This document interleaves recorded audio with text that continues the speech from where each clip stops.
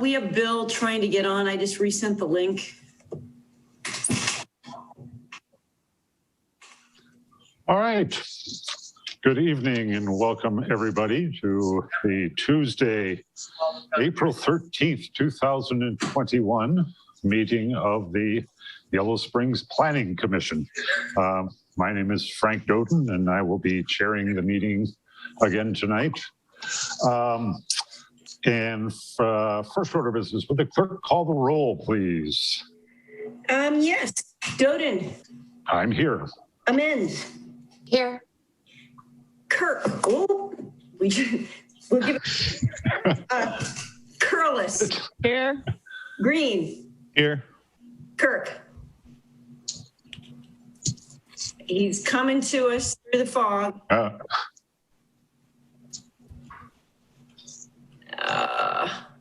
Doesn't have audio. Yep. We're going to call him here. He's. All right. Well, I will proceed. Okay, and I'm sorry. Also present is Planning and Zoning Administrator Denise, Administrative Assistant Raven Behrens, and our Village Solicitor Brianne Parcels. Thank you. Okay, first thing that I'm going to do is just quickly review what tonight's agenda is going to be. We'll review the minutes. We'll go briefly over the communications, letters and emails that we've received having to do with the public hearings that we have coming up later on. After that, Laura Curlis, will there be a council report tonight and or Sway? Yeah, Sway can do it, or Judy, because it has to do with TGLs. Okay. All right. Then after the council report, there's a period for citizens' comments. What that period is for is specifically for comments about anything that is not on tonight's agenda. For items that are on tonight's agenda, there will be a public input comment section during each of the public hearings. After the citizen comments, then we'll move on to the public hearings. We have I guess 3 public hearings tonight. And then old business, new business, agenda planning and adjournment. So we will move on to review the minutes of the March 13th, 2021 regular meeting. And so if the members of the Planning Commission will just sort of follow me through, I'll just go through one page at a time, ask if there's any additions or changes that need to be made, and give everybody a few seconds to respond for each page. So anything anybody sees on page 1, additions or corrections? Page 2. Page 3. I just had a question about something on page 3, and I don't know. Are we going to talk more about this, the transient guest lodging, the thing that Laura had said, you know, that about commercial enterprises versus non-commercial enterprises? I just wanted to understand that better.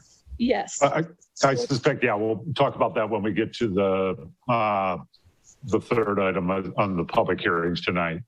Okay. Okay. Okay. Anything else on page 3? Page 4. Page 5. Page 6. Page 7.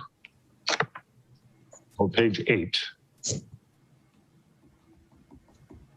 Okay, not hearing anything. I'll move that we approve the minutes for Tuesday, March 9th, 2021. Is there a second? Second. Okay. Would the clerk call the roll, please?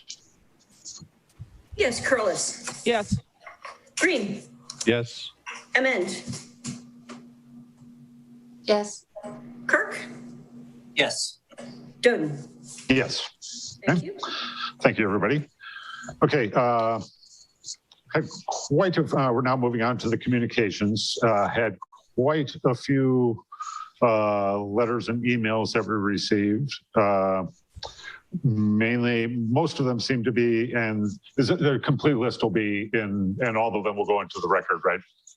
This is the complete list if you're looking at the agenda that I sent you, and it's updated online with a hyperlink. Okay. So you've got everything. So, yeah, so 12 letters, most of them having to do with the home occupation requests that we'll be considering first. And anybody wants to say anything else about, and a couple concerns about, again, transient guest lodging as well. So anybody want to say anything else about any of the letters? Okay. All right, let's move on to the council report then. Josue, did you want to talk a little bit? Yes, thank you, Frank. I've got some exciting news, things that were discussed at council. One is the new rate schedule for the pool. So big news there is that the pool is opening May 29th, and there's a new fee schedule associated with it.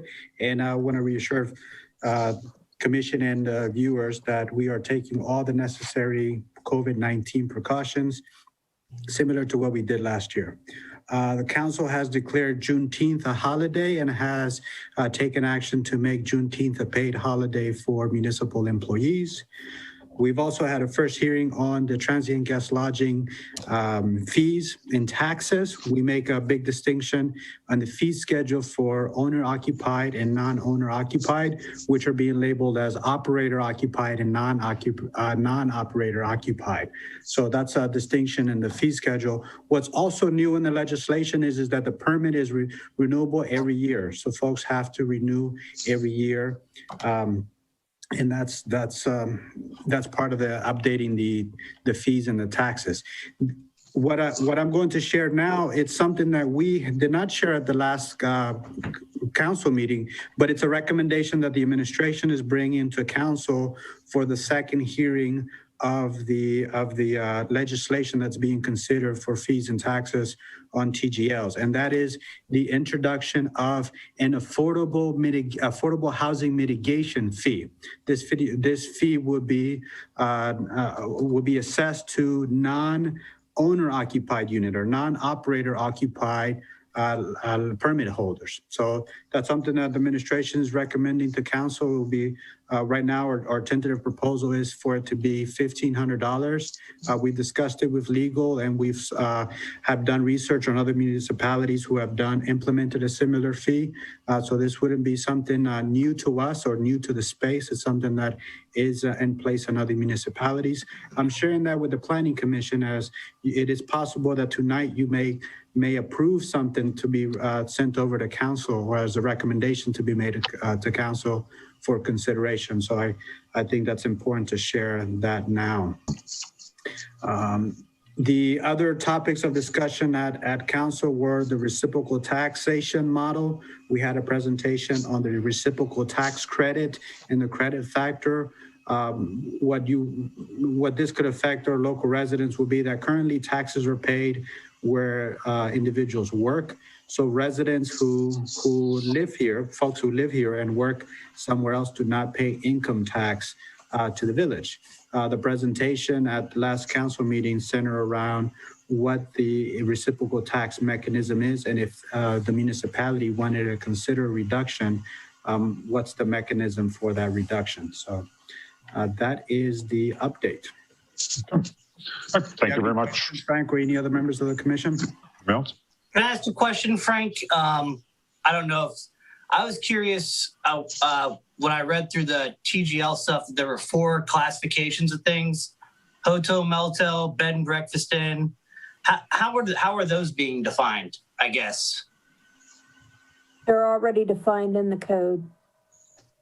But okay, I guess what's different between a bed and breakfast inn and a not operator occupied unit? That would be under the 1262 conditional use requirements. Transient guest lodging has its own section. It already does right now. Hotel motel already has its own section. It does right now.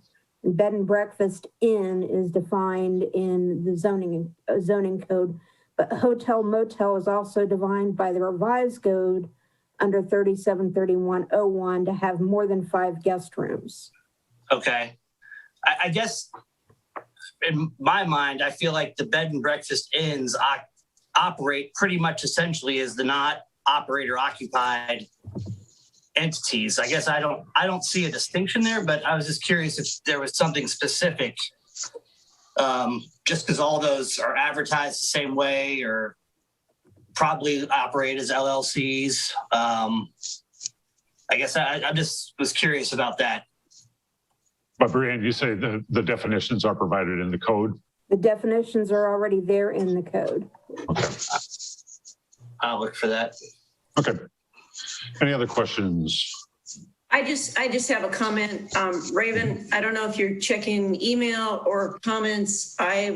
You've got your second hearing. He cannot get on. I've sent him the link twice, and I'm wondering if you can go backdoor and see if you can get him in somehow. Thank you. Okay. Any other questions from anybody about the council report? Just to clarify on the question about bed and breakfast, the way our code defines it is a house or portion thereof where short-term lodging rooms and breakfast and light snacks are provided and where the operator lives on the premises or in adjacent premises. Okay. Thank you. All right. Okay, now we'll move on to citizen comments. Again, as I said before, this citizen comment period is for any items that are not on tonight's agenda. So if there's anybody out there in Zoom land who would like to comment on anything, we'll give you a few seconds to either go in the upper right-hand corner of your screen and electronically wave your hand or unmute yourself and make some sort of noise. And if we don't hear anything after a few seconds, then we'll move on.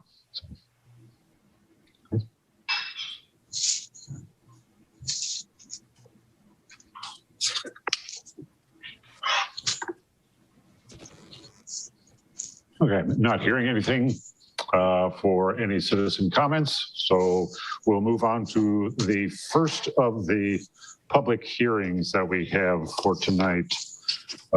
Which is a conditional use application. Sarah Strong has submitted a conditional use application for a home occupation at 256 Northwood Street for use as an art studio and small group and one-on-one classes.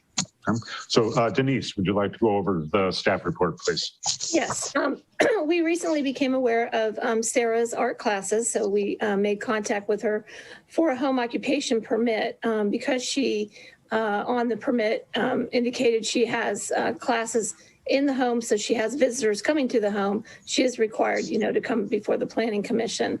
Her proposed use is art and nature classes for both children and adults. The anticipated number of customers are going to vary, but she did let us know that there wouldn't be more than 8 students each day. During the school year, her classes are going to be held 3 times per week. She'll also have a once a month workshop on either a Friday or Saturday. And for 6 weeks in the summer, she's going to have either 4 or 5 days a week, these art nature camps for up to 6 hours each day. She also indicated that she will hold her classes in her home in a dining room area that's about 117 square feet. She'll also have activities in the backyard.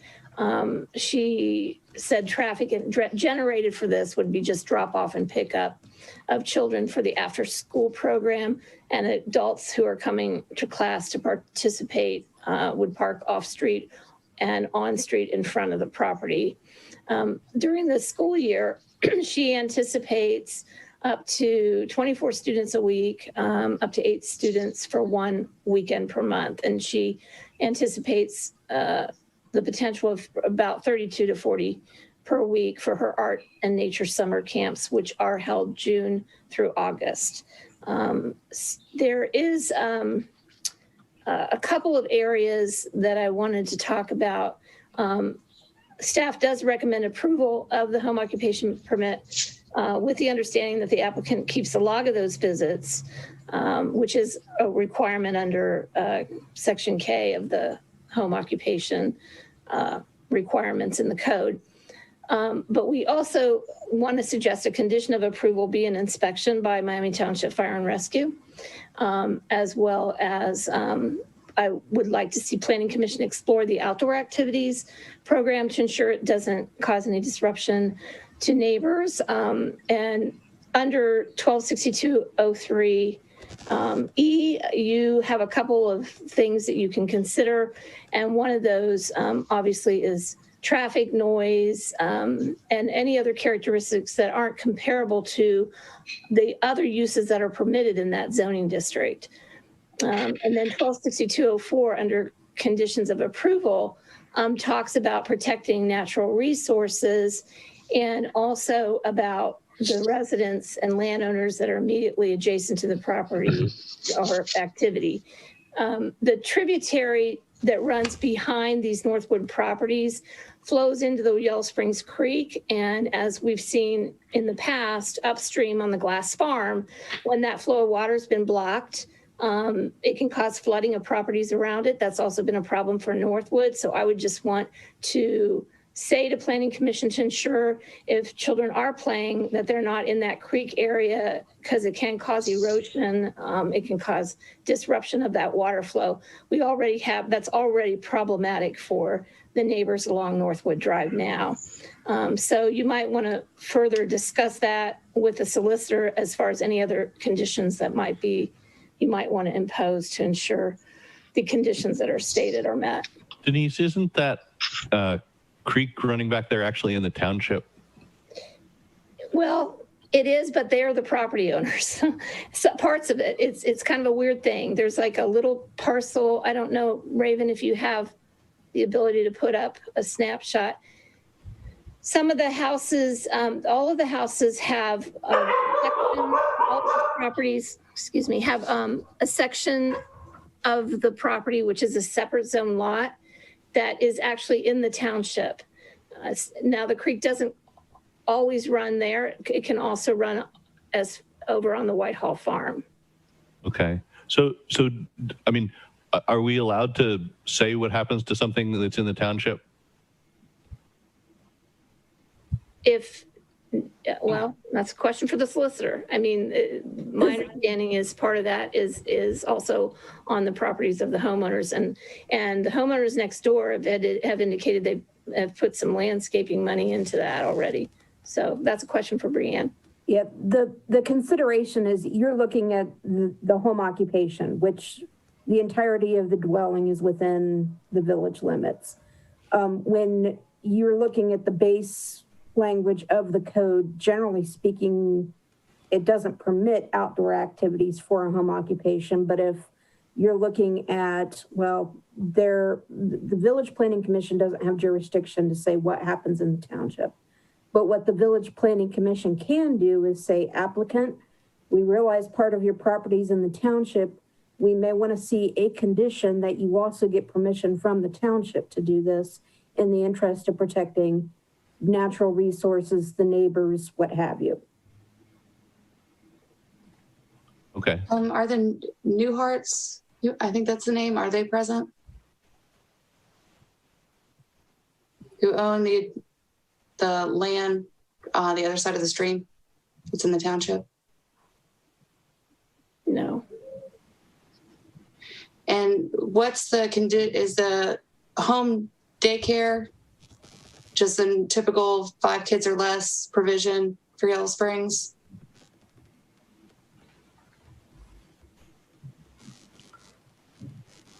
Well, as far as a home occupation permit, which is what this is going under, it's 8 a day, up to 8 a day. Okay, but if she was calling this like a daycare, which would be a permitted use without a permit, correct? Not in residential, I don't think. I'd have to look at that. Let me check.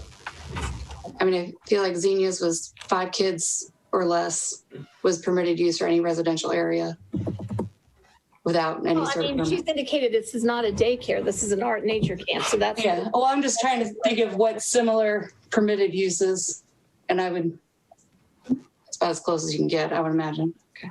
I think there was, I know for licensing, Of course, this doesn't apply to the applicant because she is doing Who's the speaking? training. This is Raven Barron, sorry. No, okay, that's all right. I think they said 6 or less children. Now I'm looking for that daycare in the code. Let's see. I'm looking forward to. So daycare is in the chart of 124802 Schedule of Uses, residential districts. Yeah. It is conditional for a daycare group. Daycare family is permitted. I'm not sure what the distinction is there. I believe it's an employee versus just the residents running it. So if the resident plus an employee, then it's a group, I believe. It's been a while.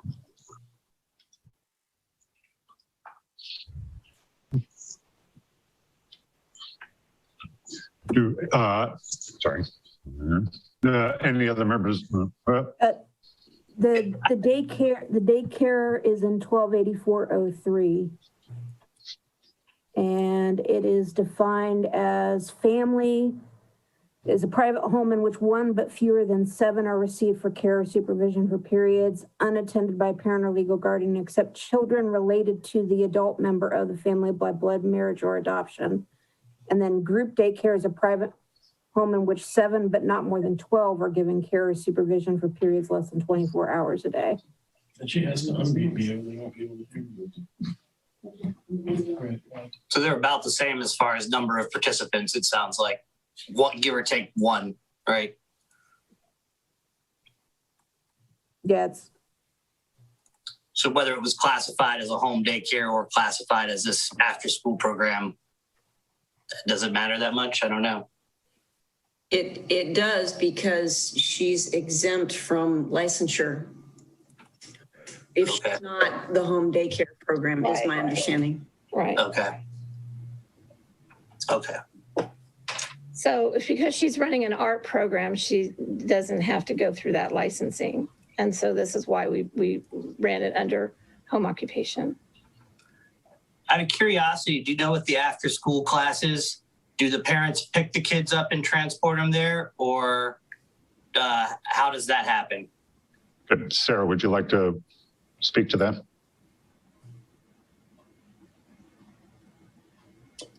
The parents drop off and pick up their children. Sometimes they carpool. Mostly it's individual parents. All right. How much, Sarah, how much of the time is spent outdoors, or does that vary a lot depending on the time of year? It varies very much depending on the weather and the time of year, the amount of students, the activities that we're doing. Like for example, today I have 3 students. On Tuesdays, I have 3 students. And today we're working on making, sanding wood and doing things that, are best done outside. So the 3 of us were outside for the entire 2 hours today. So when they're outside, they're still engaged in art projects? Yeah, sometimes the younger children want some free time, which of course is lovely. So free time is also permitted. And, free time in my program looks like playing games, playing out of doors, any of the number of reading, a traditional free time activity list would be present, I suppose, if I made a list.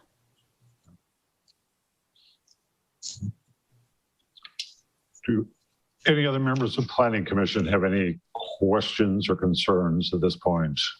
Yeah, I do. This is Lark. Denise, tell me about the no outdoor storage activities or displays shall be permitted.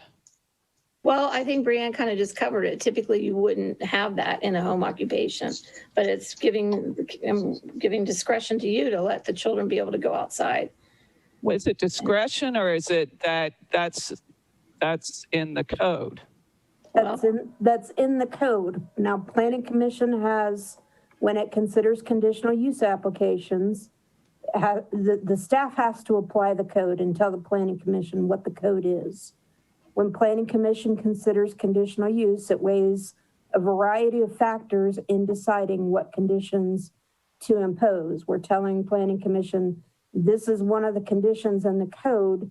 And if you restrict the activities to avoid nuisance, noise concerns, and you think that you can impose a condition that addresses that issue, then that's, planning commission has discretion, but it's not unfettered. It has to apply the code and also take into account the testimony it hears at the public hearing and the comments that are made as part of the record in the forms of the written communications. So it's really planning commission's job to say, this is what's in the code, this is how we're going to apply it. And if it says this particular language, the way the code is drafted is too restrictive, we're going to impose a condition to separately address it. What section is that, Denise? Well, it's 126208, and I think it is is it E7? Let me see. Because we've used this before and we've said no outdoor store. It says no, it's like, what part of no do we not understand? If it says no outdoor storage activities or displays are permitted, that's what it means. I don't view that as discretionary, and I know at least one other case we didn't. We interpret 126208E5. 126208E5 is the home occupation section, and it's in the staff report on page 4. Yeah, and then I'm sorry, I was just going to also say, sort of following up on Laura's comment, in the section under findings near the bottom of the staff report, page 6,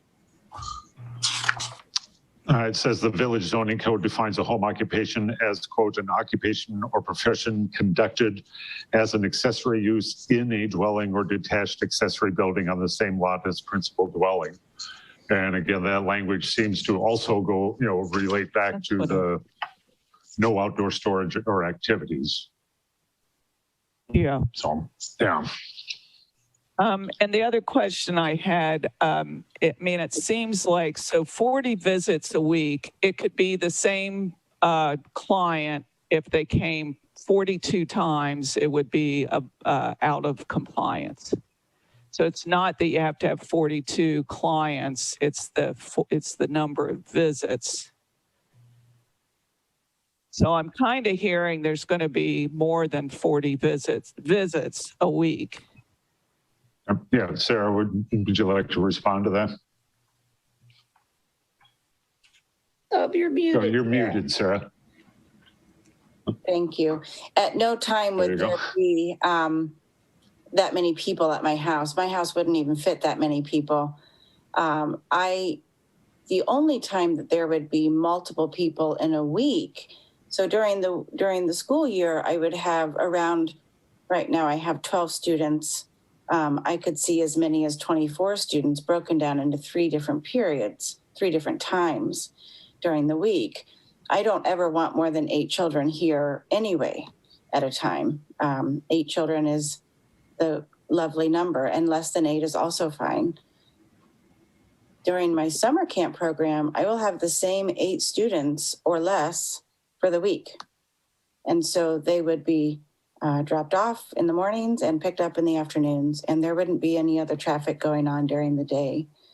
And this isn't a wild running around insane program. This is a child-focused learning program for art and nature, and that would require us to be out of doors some of the time. So the thing with the visits is it's limited to just 40 visits. So it could be the same child 40 times, or it could be 8 children 5 times, but that's the number. It's a 40 visit limit. Yes, I understand that. All right. Okay. I just want to make sure I understood that. Oh, yeah. Thank you. Okay. All right. I think the thing I'm struggling with the most is the outdoor part, just because I know that's what the code, I just wanted to confirm that's what it says, and we have denied applications before, with that being one of the things that was happening.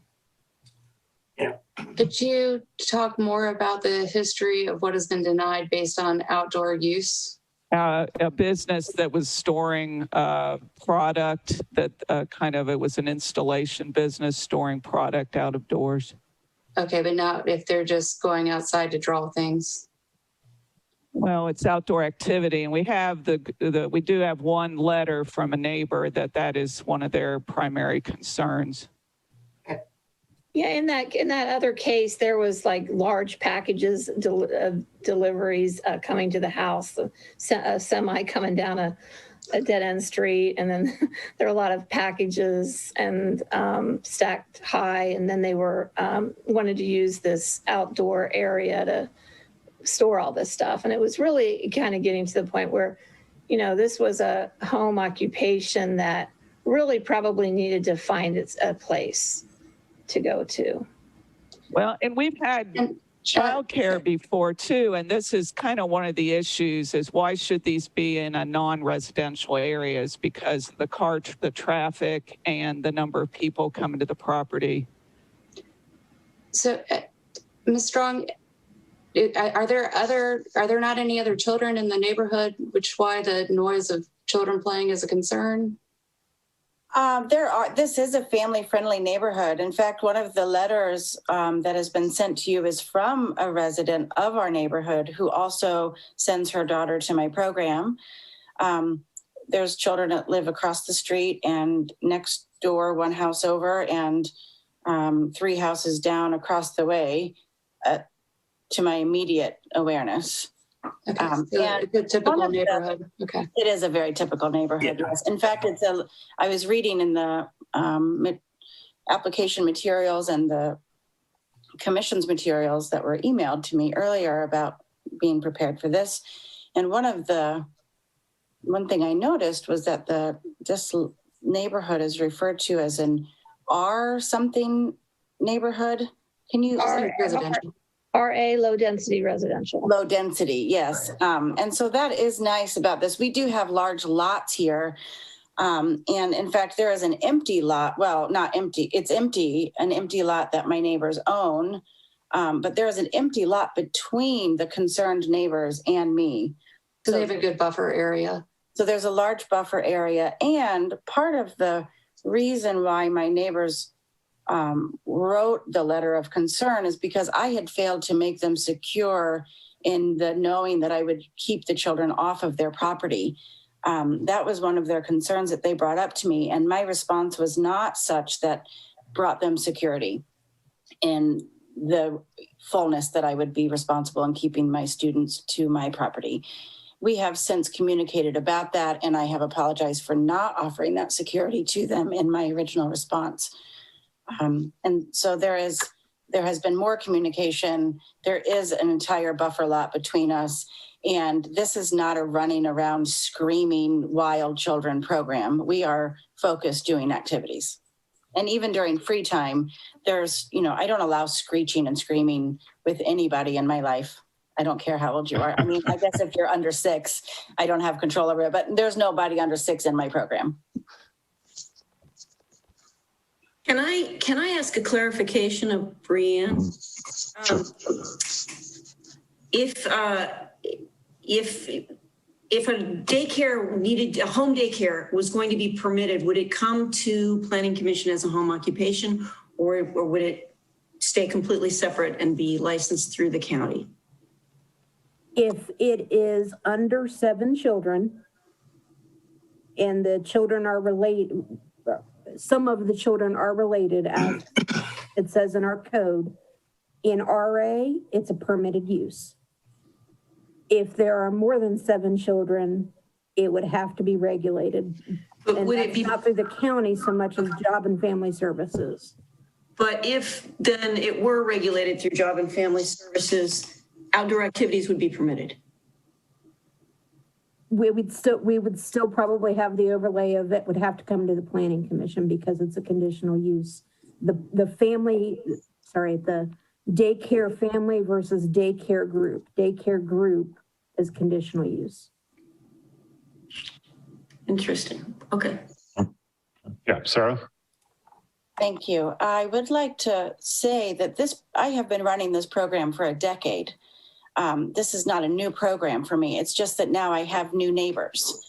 I have had a very successful program in Yellow Springs, specifically for 10 years. And some of the letters that have been sent in speak to that. Some of the letters are from families I've been supporting and working with for a decade in Yellow Springs. I just want to make a point of clarification though on that. The neighbors aren't new. You're new to the neighborhood, correct? The neighbors are new to my program. I am new to the neighborhood. Okay. So, All right, any other questions or concerns from members of the Planning Commission for Sarah right now? Okay, all right, then I'm going to go ahead. I'm sorry. I'm sorry. So Sarah, you just, I'm sorry, I'm making this confusing, but you just moved into the neighborhood. Yeah, okay. And so you had been running it someplace else. Did you ever have any trouble with your neighbors, and you were doing the same kind of thing, having the kids outside? Exactly. I've never had a complaint of any variety in 10 years. Okay. Okay. Did you have a home occupancy permit where you were before? I didn't. In fact, when I moved into this house and my neighbors called to tell them that I was doing my classes, and then Raven called me and said, oh, hey, we've been notified that you are running a business out of your house. I was shocked to get the phone call. I had no idea that I needed a permit to do art classes. Okay. Thank you, Stephen. Any other questions from Planning Commission right now? Okay, I'm going to go ahead then and open the public hearing on this conditional use application. And so if you'd like to comment, you'll have to, again, electronically raise your hand or unmute yourself, and please state your name. And in the interest of saving time, try to keep your comments reasonably brief if you could. So, okay, anybody want to comment on this? Yes, is it Dion? Oh. Can somebody? Yeah, I can hear you now. Yeah. Okay, so we are the neighbors in question, Dion and Saul Greenberg.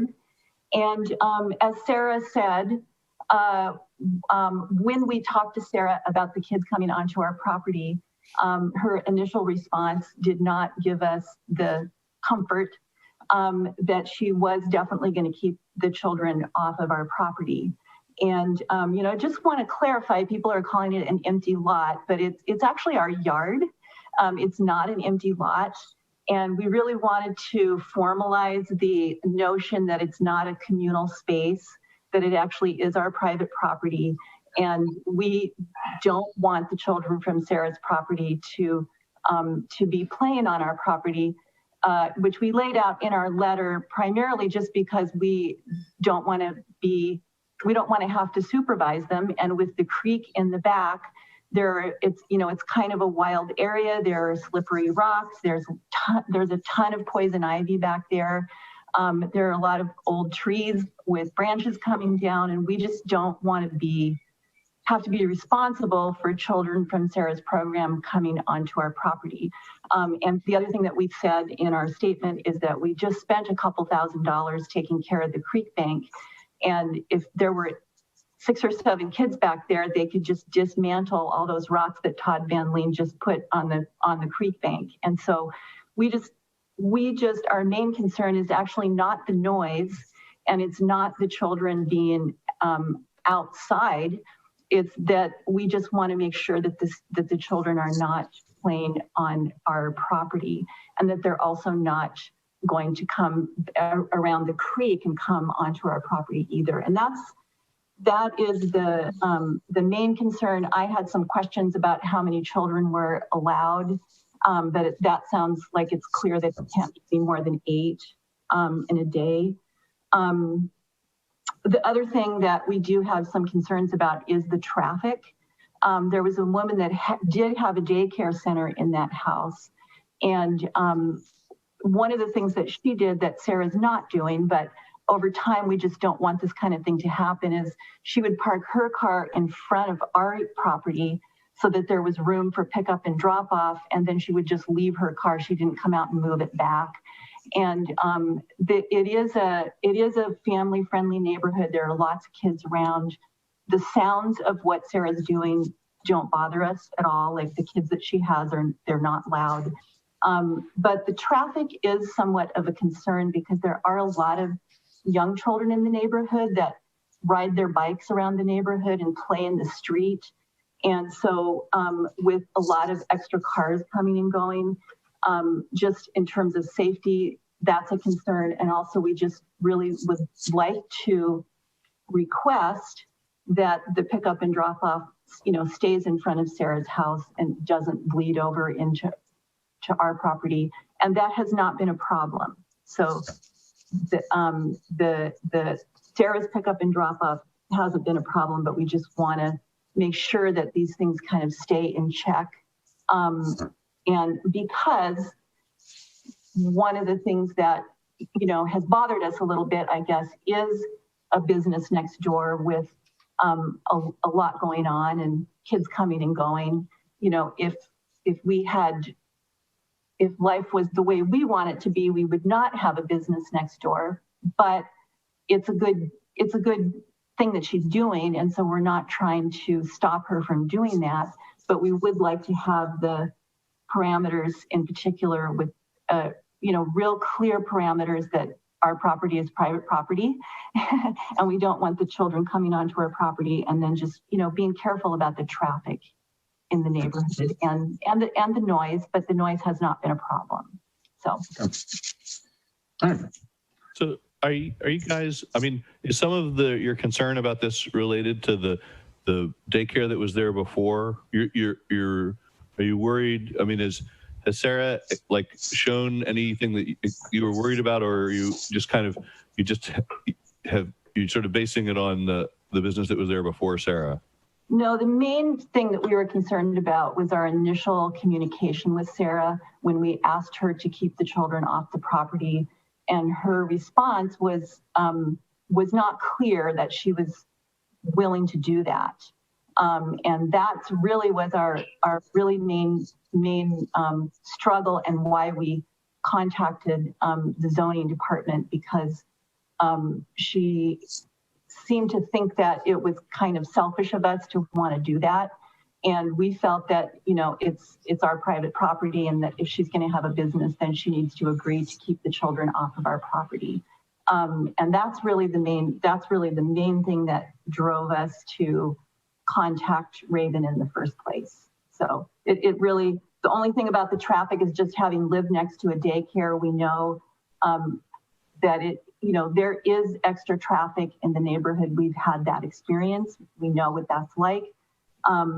But, I'm not saying that should stop Sarah's business, but it just is a kind of a cautionary tale because we've lived with that already for a number of years. And if Sarah was willing to, agree to keep the kids off your property, then you that's like the bulk of your objections.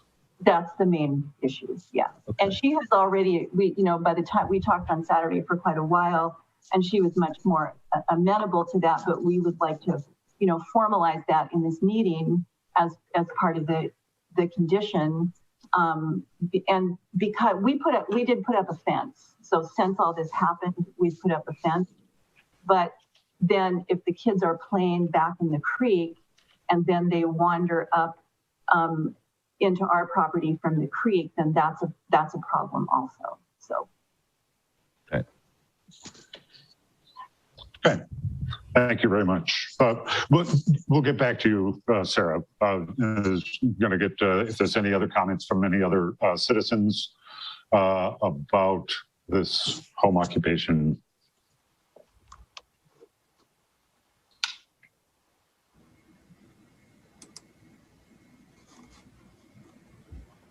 I'm not hearing anything or seeing any hands raised. So I'll go ahead and then close the public hearing and bring it back to Planning Commission for any follow-up questions, concerns, and comments. Would it be possible to, what are we looking at on the screen here?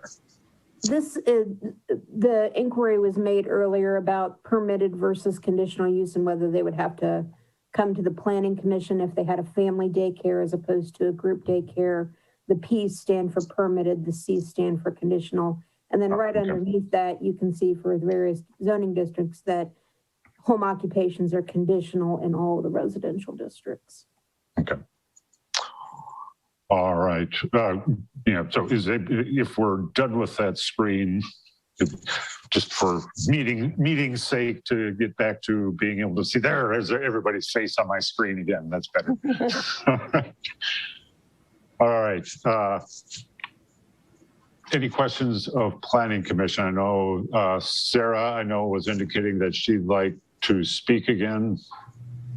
Sarah? Thank you. Yes, and just for clarification's sakes, at no time was I allowing my children on the property. The only time that my children were on the property, Dion had said, she had sent me an email saying that she noticed some footprints in the snow back in the far corner right next to my property when they had gone around a bush. They were going on either side of a bush to access the creek. That bush has since been separated by a fence. And once they brought it to my attention, I talked to the children about not coming over on anybody else's property, not going up the creek at all. They are upstream from me. And so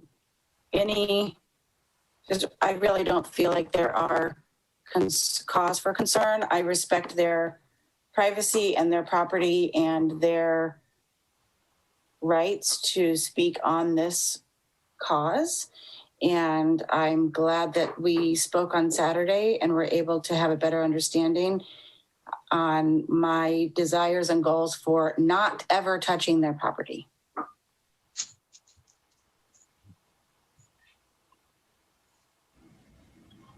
So am I okay to make a motion at this point? Fine with me, yes. Okay, so I move that we approve the conditional use for the home occupation permit for 256 Northwood with the condition that she stays on her own property. Second.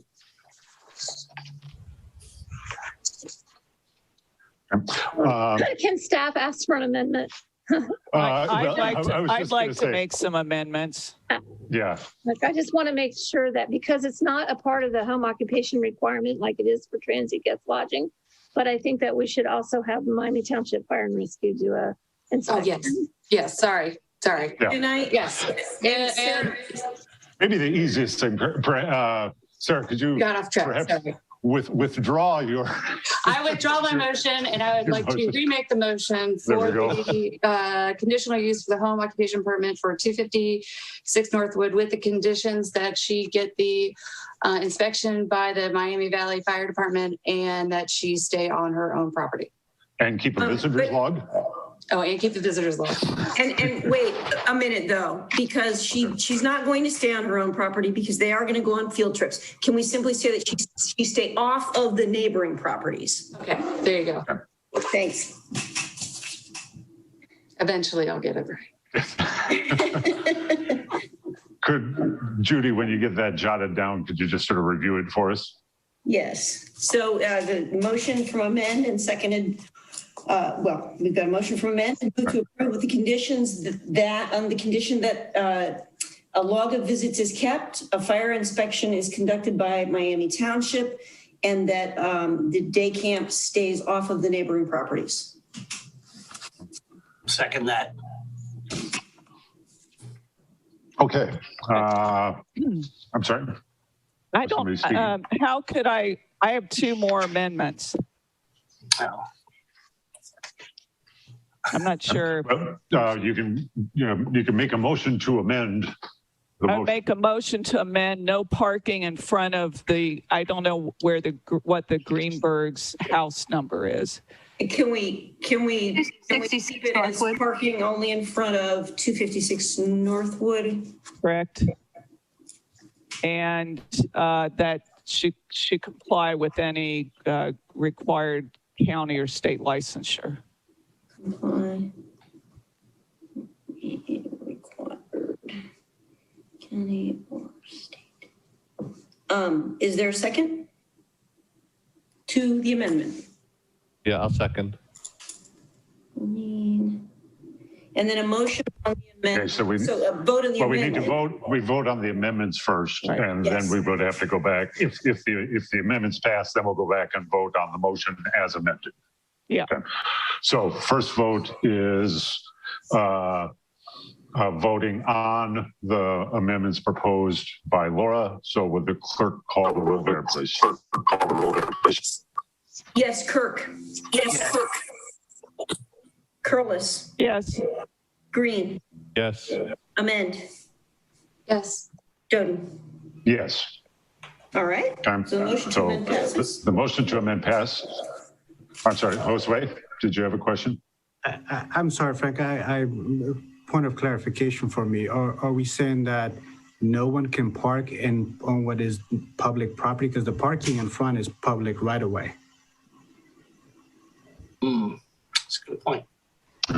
Yeah, we are saying that because this is a business use and this has been a problem for the neighbor. With the Yeah. previous. That was with the previous person, though. Well, we don't want it to be a problem for these neighbors. They will never park in front of the neighbor's house. Okay. I guess the question I have is how would we even really enforce that? You know, we put it in there and it sounds good, but are we going to have people calling the cops to go out there, you know, because somebody's parked in front of someone's house for 5 minutes? Or all day. The other person put their own vehicle there all day. Right. That's allowed. I mean, Public you can park, park in front of someone else's house. Brianne, thoughts on that? Well, it is public right of way. However, Planning Commission's jurisdiction includes traffic and parking concerns. So you can have a condition on the applicant that you restrict parking in the public right of way and ask the applicant's clients to avoid parking there. But as Matt noted, actually enforcing that, you would, if I was prosecuting it, you'd have a huge burden of proof in terms of establishing that they were her clients, they were parking there to pick up or drop off children, and that they were there long enough to cause an interference with others' use of the public right of way. So I wouldn't necessarily say, one way or the other in terms of making that a condition, but it's been voted on. So Planning Commission is within its jurisdiction to consider it because it has discretion over imposing conditions to address traffic and parking. All right, any other questions or concerns before we vote on the motion as amended? Is it okay if we say something, or I don't want to interrupt your process there? Well, very, very quickly. Yeah, it's just that, we would appreciate that. Sarah has not done anything like that at this point, but because of previous experience living next to a place where there is a lot of traffic coming and going, that it helps to have that in place. So we have some recourse and we can do something about it. It may never come up. Hopefully it won't, but we would. And with everybody trying to be good neighbors, hopefully it won't come up. So Sarah, you were trying to say something as well. Did you want to say something, Sarah? I think I have forgotten what it was. Sorry. Sorry. I remember. Yes, I just want to be sure that all of the conditions are listed again at some point. Yes, they will be. Okay, great. Sarah, Yes, you'll they get a will be. letter. You'll get a letter to sign off on the conditions. Thank you. Okay. Okay, so any other concerns before we vote on the motion as amended? All right. So just for a refresher, for the clerk, quickly read back the motion as amended to us, please. Yes, the motion is to approve the conditional use with the following conditions. The visits is maintained, that a fire inspection is obtained from Miami Township. The creek, I'm sorry, did I make this up? That the creek area is not used? No, I'm sorry, I made that up. You made that up. Sorry. That drop off remains in front of 256 Northwood. And that any county or state licensure requirements are complied with. Does that sound like the full? Did you mention the children not going on to the? Oh, and that the day camp participants stay off of the neighboring properties. Right. Okay.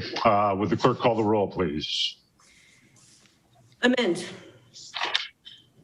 Yes. Curlis. Yes. Green. Yes. Kirk. Kirk? Yes. Thanks. Yes. I didn't hear you say my name, sorry. Okay. Thank you very much. And thank you everybody for participating. Okay.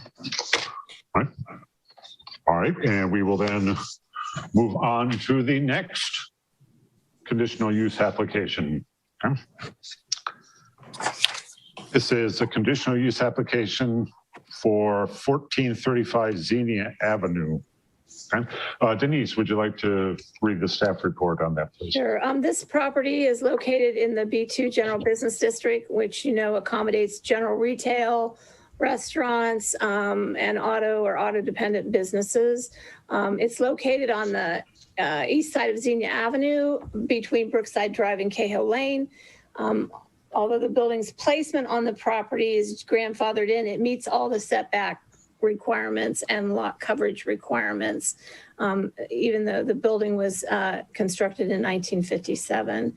It is actually about 60 feet from the rear yard property line, and beyond the rear yard property line is a village right-of-way, which is a fully functioning alley. And it serves as a buffer between the property and the RA district. The property, this property, as many I'm sure well aware of, has been a source of nuisance complaints for decades. In 2005, the prior owner was convicted of operating a junk yard in Xenia Municipal Court, but the non-compliance on that continued.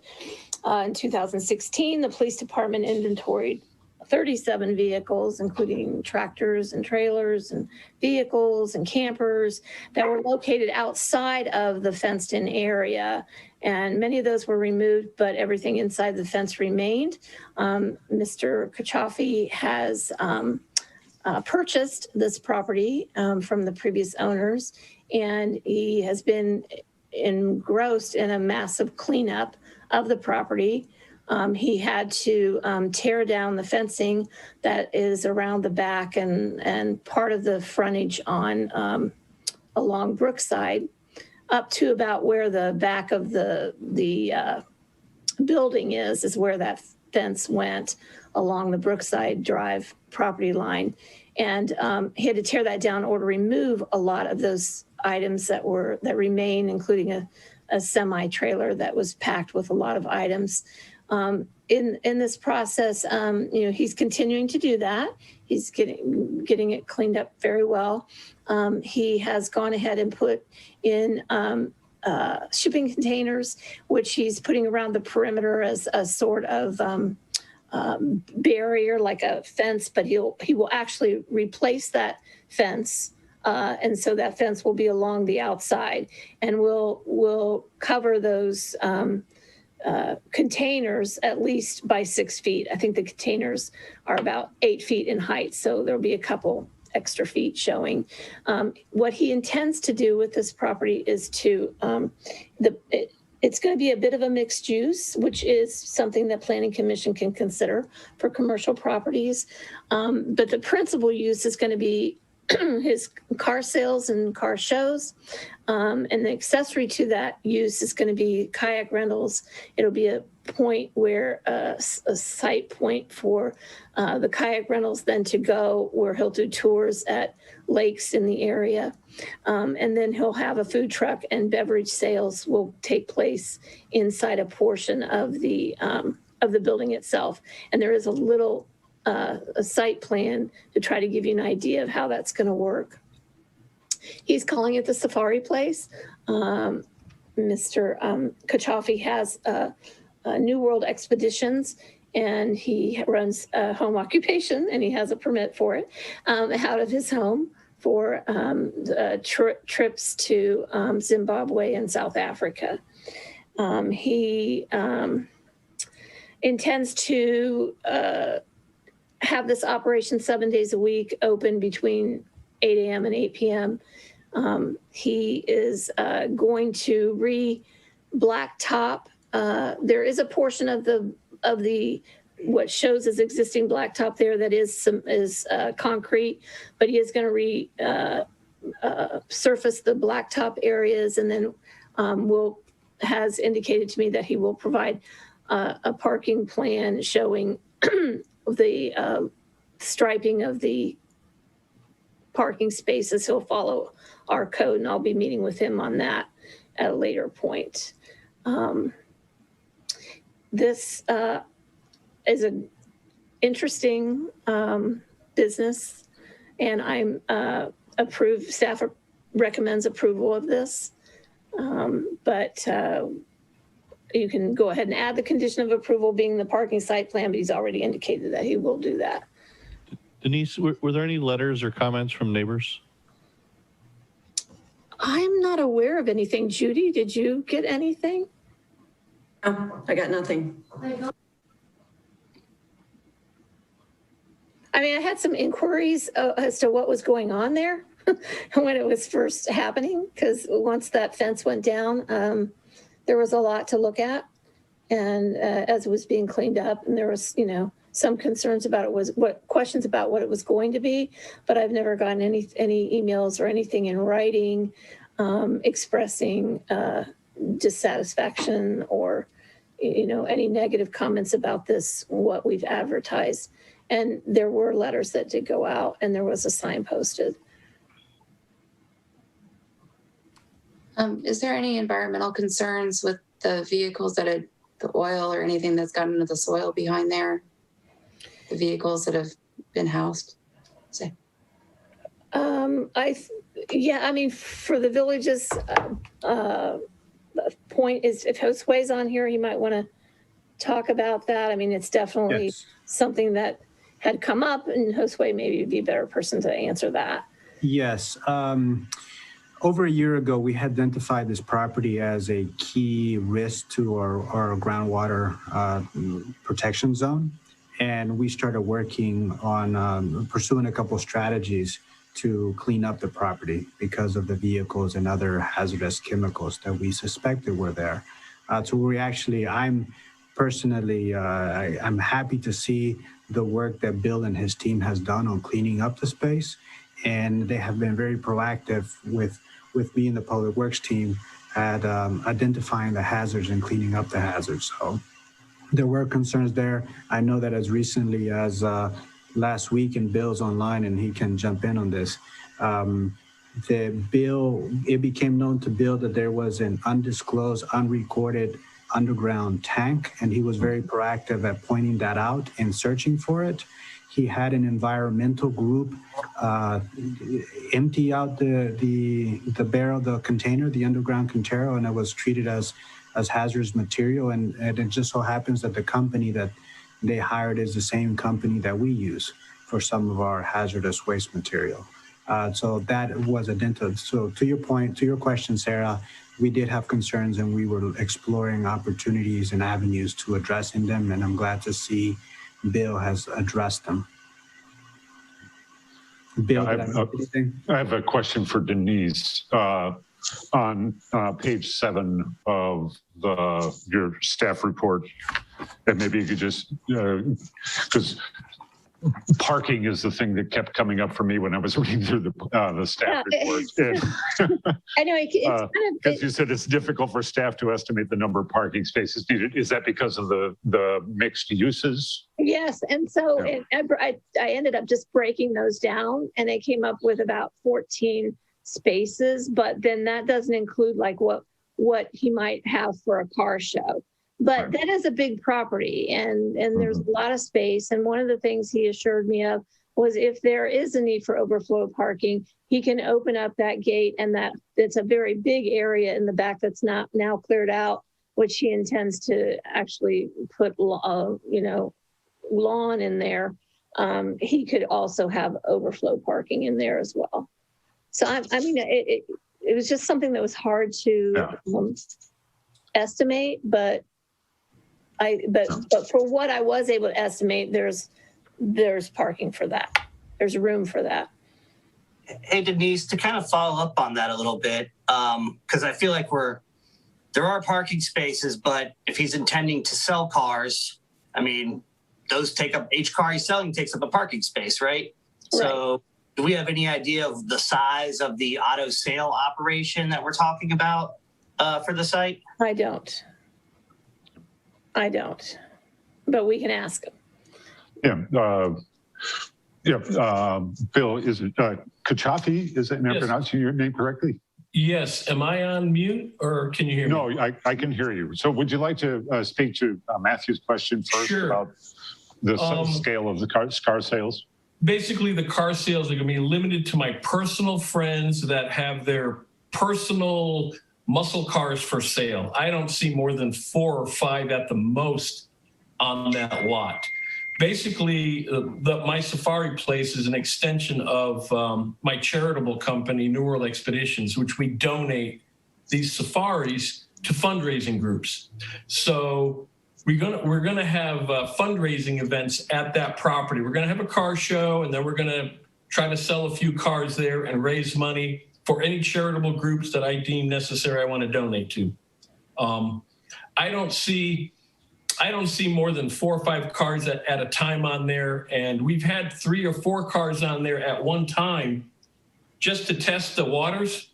We sold them in 3 hours. So it's a high visibility area. And they're just my personal friends that put a for sale sign on a truck, and they went. The only thing I can see me doing is extending it to a couple of campers, which we've got some local residents that want to put a camper on the lot, and try to sell that. So we'll test the waters to see how that goes. Basically, the most parking I'm going to have is transient parking when people come in to pick up a cup of coffee, or our kayaking operation is going to be on location. But when you buy a kayaking trip from us, they're all escorted. We say meet at XYZ parking lot at Cedar Creek or CJ Brown Reservoir. Our trailer leaves the property with 1 vehicle and the guides, and they meet the people there. So there's no parking per se while you're on our kayak trip. They're going to be meeting us at the lake. And then if they want to come back to buy a soft drink, coffee, or service the food truck, that's where we'll have parking there. I've identified over 30 spots that were on that lot before. If you see what Denise and her staff has done, they've computer aided a program there that has a parking lot. I'm going to resurface that, make as many parking spaces as we can. We've taken out that carport that's now moved to the back. Once we grade that with Todd Van Lane and we get the number of spaces that we can, that black existing area is what I'm going to redo. And I think we can put 30 to 40 slots in there as a parking spaces, along with the handicap, leaving room for the food truck. Whatever Denise gives me on how that parking lines need to be done, we'll be in complete compliance with that. But I don't see parking there that's going to be more than a couple of minutes at a time. Coming in, get a cup of coffee, come in, book your trip for the kayaking tour, and head on out, unless that day we're going to have an event fundraiser for a car show or a Harley show or an Indian motorcycle show. And then people can park in the green space in the back that I have. That's where I think we're going to have probably the most parking.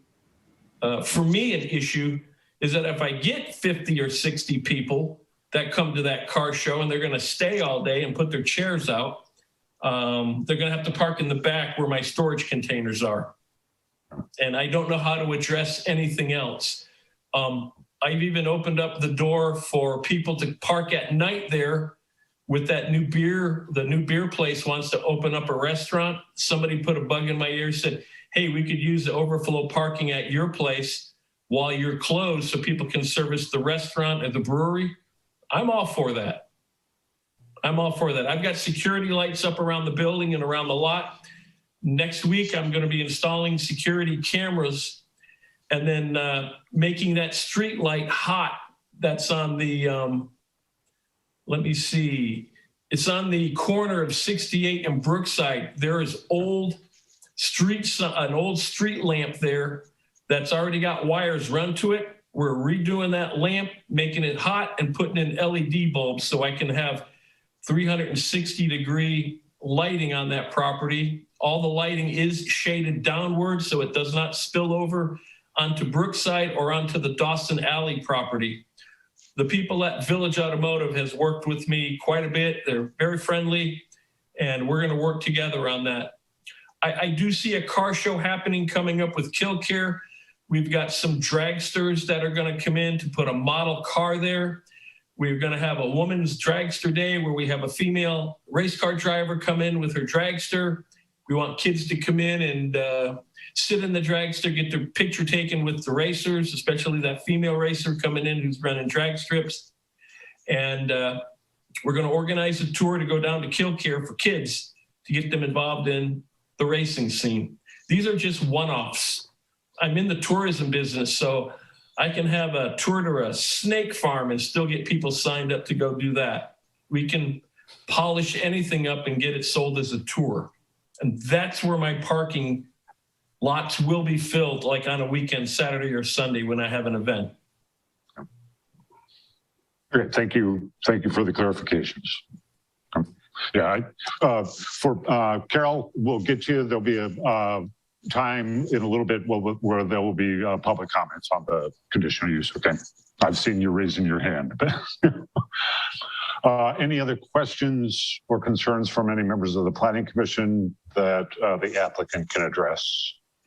I have a question, it's maybe philosophical. What a storage container, like what is it? Is it a structure? Is it, what is it? You know, I mean, so like, does it have to meet setback requirements? Is that question for me? No, it's kind of for the staff. Okay, because right now it's filled with kayaks and some of my equipment to run my tours in storage. I have my contractors that working on my building, they're storing stuff in there. That's what I have it used for. I mean, I drove by there today and I was just, it kind of caught my eye that they weren't set back, and I was wondering why they weren't. They weren't set back because it's bordering my property line there, and I'm going to put a fence up around it so I can maximize my space on the inside. It's where the fence was, so I'm just going to continue to run the fence around that ring, and the storage containers are taking up as little space on the inside of my property as possible. And some of those are double door opens. They open from both ends, so I need to leave room between them so I can put store a vehicle in there or store kayaks or my four-wheelers that are in there. I mean, the reason for setbacks, right, is so, I mean, theoretically in a residential district, so fire trucks or firemen can get between buildings. So here that's not a concern because there's street access or alley access on all sides, correct?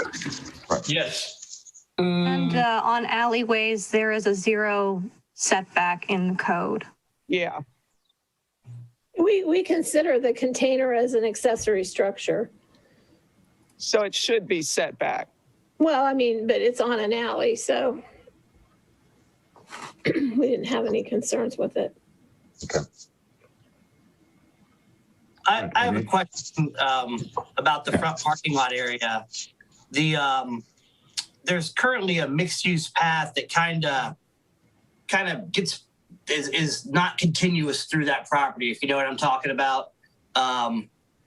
I even noticed over the weekend there was like a car parked where if you were riding a bike on that mixed-use path, where you'd had to go around it, truck, you know, to stay on your course or whatever. Are we doing anything to preserve that right of way for that path through there as part of this plan? I didn't see the sidewalk. Are you talking to me? This is Bill. Perhaps staff or would staff be Yeah, I guess I need further clarification. Are you talking about the village's public sidewalk? Well, so for most of running along 68 there's the black mixed-use blacktop path.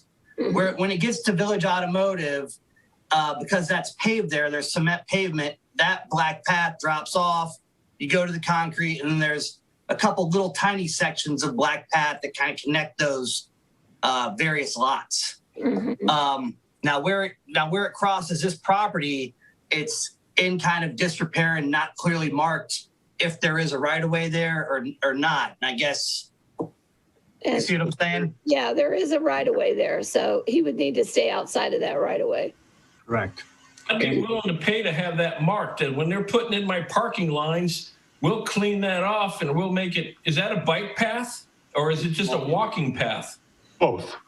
Yeah. Well, then I will, in Denise's plans for my parking lot, put the lines in there and I will have that marked off as a sidewalk, and we can put walk or bicycle pictures in there. And then the people that are parking their cars for sale, my friends, they know that that's a clearly marked spot. That's easily addressed, and I'll pay for that paint and that marking. Great. And I will work with Bill on this as we did the blacktop path out to that area. So we'll work with Bill. Yeah, it will be all the way out to the street. And also I've mentioned to Denise that there is a drainage grid on the corner of my property, 68 and Brookside. That thing dips down about 8 inches. It's a huge hole. It's got a grill on it, and it seems to be clogged. So if we can get somebody there to lift that grid up and suck out the dirt and the grass that's piled up there, that will keep the drainage even better. Any other questions or concerns, members of the Planning Commission? Are we requiring the fence be put back for screening for the neighbors behind it, especially, you know, if there's going to be containers and everything in there? Are we able, because I know I brought this up a month or two ago about having screening. Right. And there's commercial usage. Are we able to require to make sure that there is screening for those neighbors in the rear, or? I mean, he's automatically going to do it. Okay. So yeah, he's going to replace the existing. There was a fence there, and he is going to replace it. Going to be replaced. Is it going to be like a screening fence, or is it going to be a chain link fence? No, it's going to be a privacy fence. This is Bill. Okay. Yeah, I'm deciding whether it's going to be wood or that artificial wood-looking plastic. I was told that fence that was there before was not permitted, was not put up, but it looked like hell. So I took it all down, and I'm trying to make it a nice privacy fence that can be conducive to the looks in that neighborhood to hide the containers. Okay. Okay, that was my only question. Thank you. Anybody else? I've got one. Okay. Bill, this is the solicitor, Brianne. Just to clarify, you indicated that you're not going to have a huge inventory of vehicles there for sale, but are you going to be acquiring a license as a motor vehicle dealer for used cars under 4517 of the revised code to have those sales on site? Not yet at this point. I'm exploring that option. If I get a dealership for taxa campers, I may need to get that. I was just going to have some private friends put a couple cars out there, move them a couple times a week, see what happens. I don't want to be a permanent car dealership, but I may want to open it up to these little eco-friendly campers that you can pull behind an ATV or your car.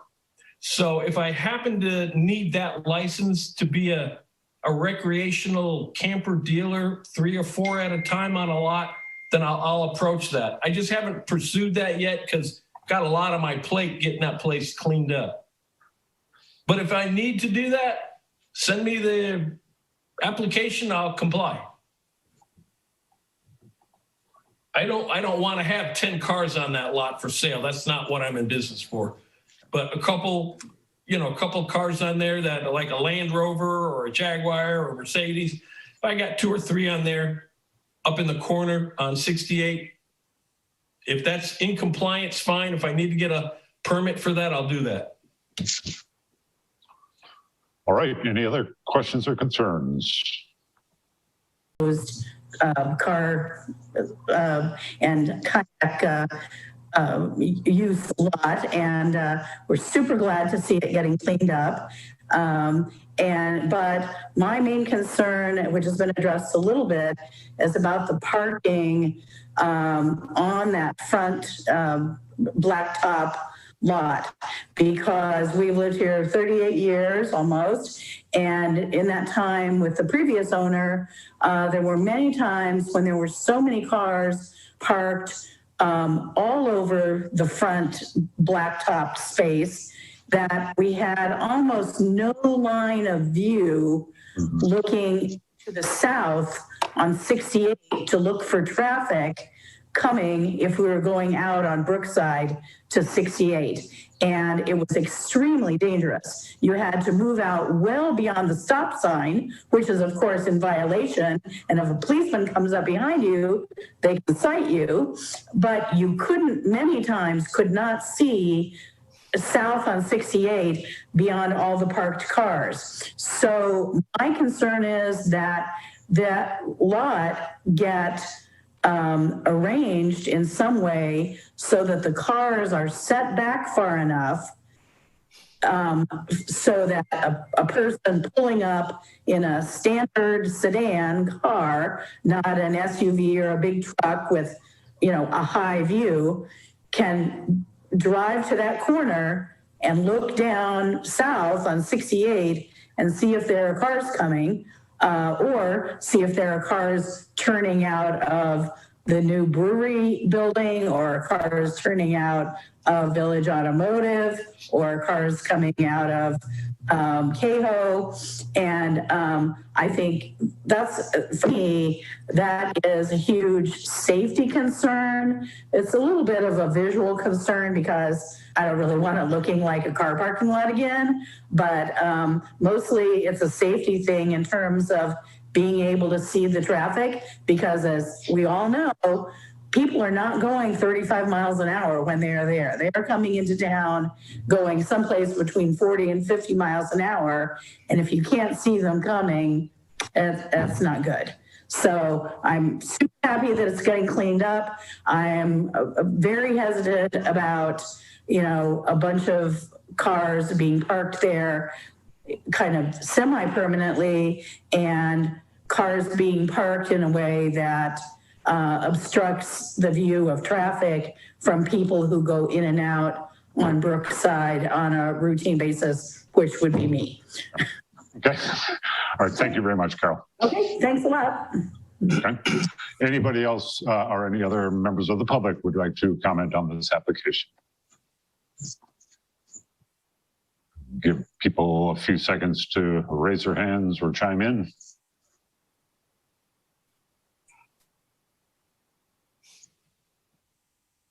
I'm not hearing anything, so I'm going to go ahead and close the public hearing.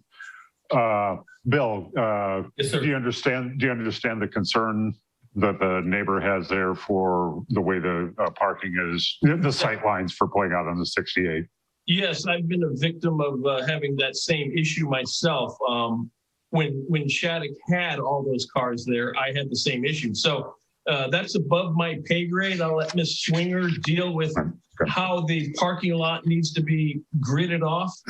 And anybody that parks outside those grids without my permission it'll be addressed. So right now there's no clear lines, and you got a couple trucks that have parked there just because there's no lines. And once that's addressed, there won't be parking there. Near that sidewalk. Once we address that sidewalk lineage, the delineation where that sidewalk will be, and we get that marked, then it's going to be obvious if no cars can be parking there. Yeah, it'll be addressed. Okay, so back to Planning Commission. Does anybody have any ongoing concerns or additional questions or concerns at this point? Hey, Frank, I had one question. I don't know if maybe this got addressed when I got dropped from the call or not, but Mr. Kacholfi basically has said that he doesn't want to get an auto dealer's license, and basically just his friends are selling cars there. I guess makes me ask the question, are we approving something that he's not even in the business of? If somebody else is conducting a personal auto sale, how is he getting a commission from that? Like, what's the compensation arrangement? How is he in business as an auto dealer, I guess is what I'm saying.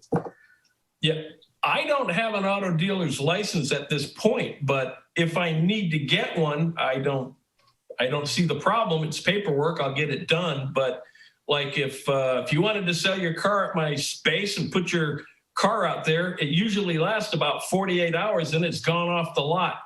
And I always tell them, tell me what you pay me for it. I don't have any set commissions because I don't know that structure.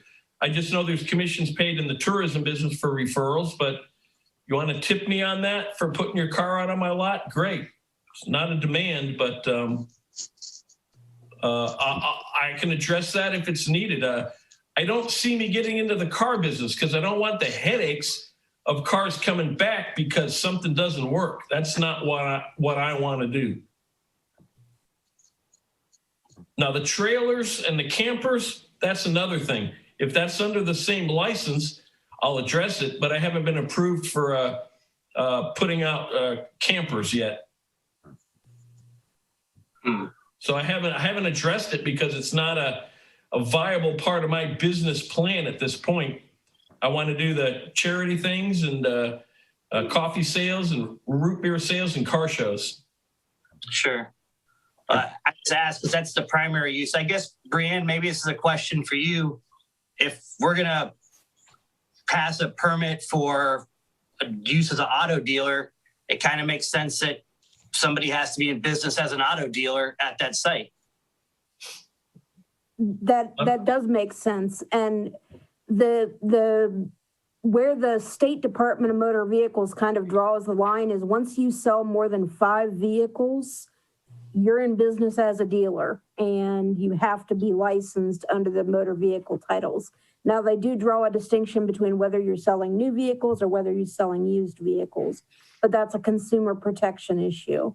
So, that's something that, if Planning Commission wanted to say, look, we want to approve this use so you can sell cars, but it has to be under 5 a year because that's the only way that you're not going to require a BMV license. Planning Commission could do that.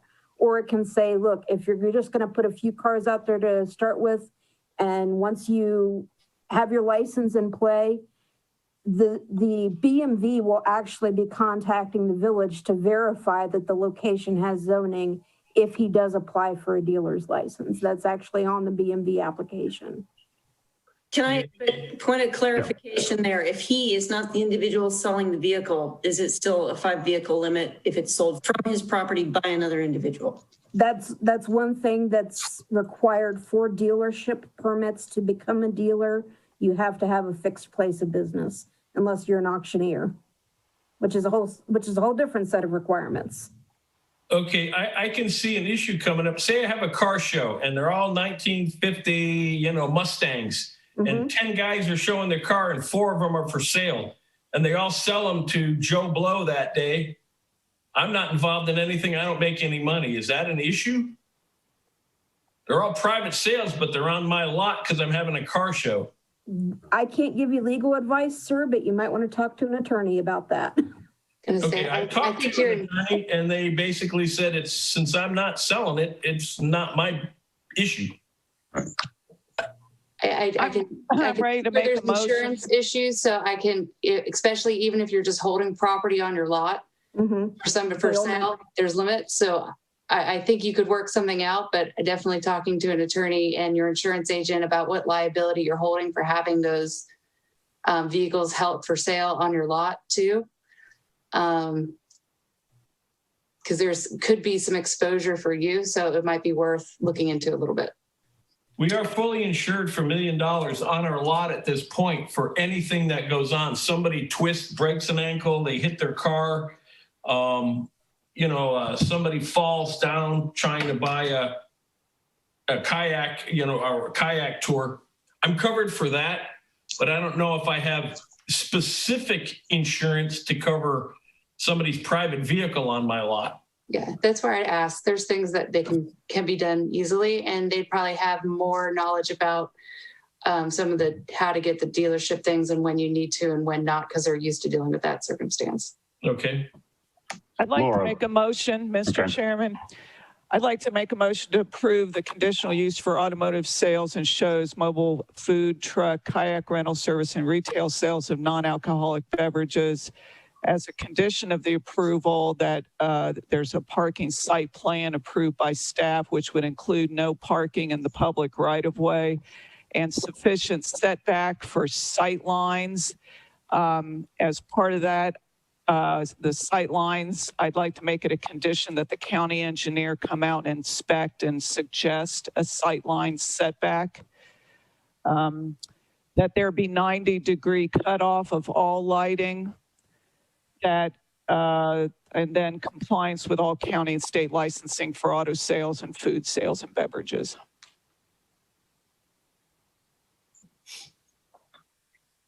I'm sorry, what was the last part about? Just compliance with all county and state licensure for auto sales and food and beverage sales.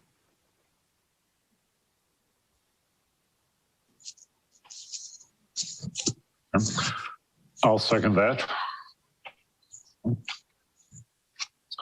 With the clerk, when you get it done, Judy, could you read it back to us?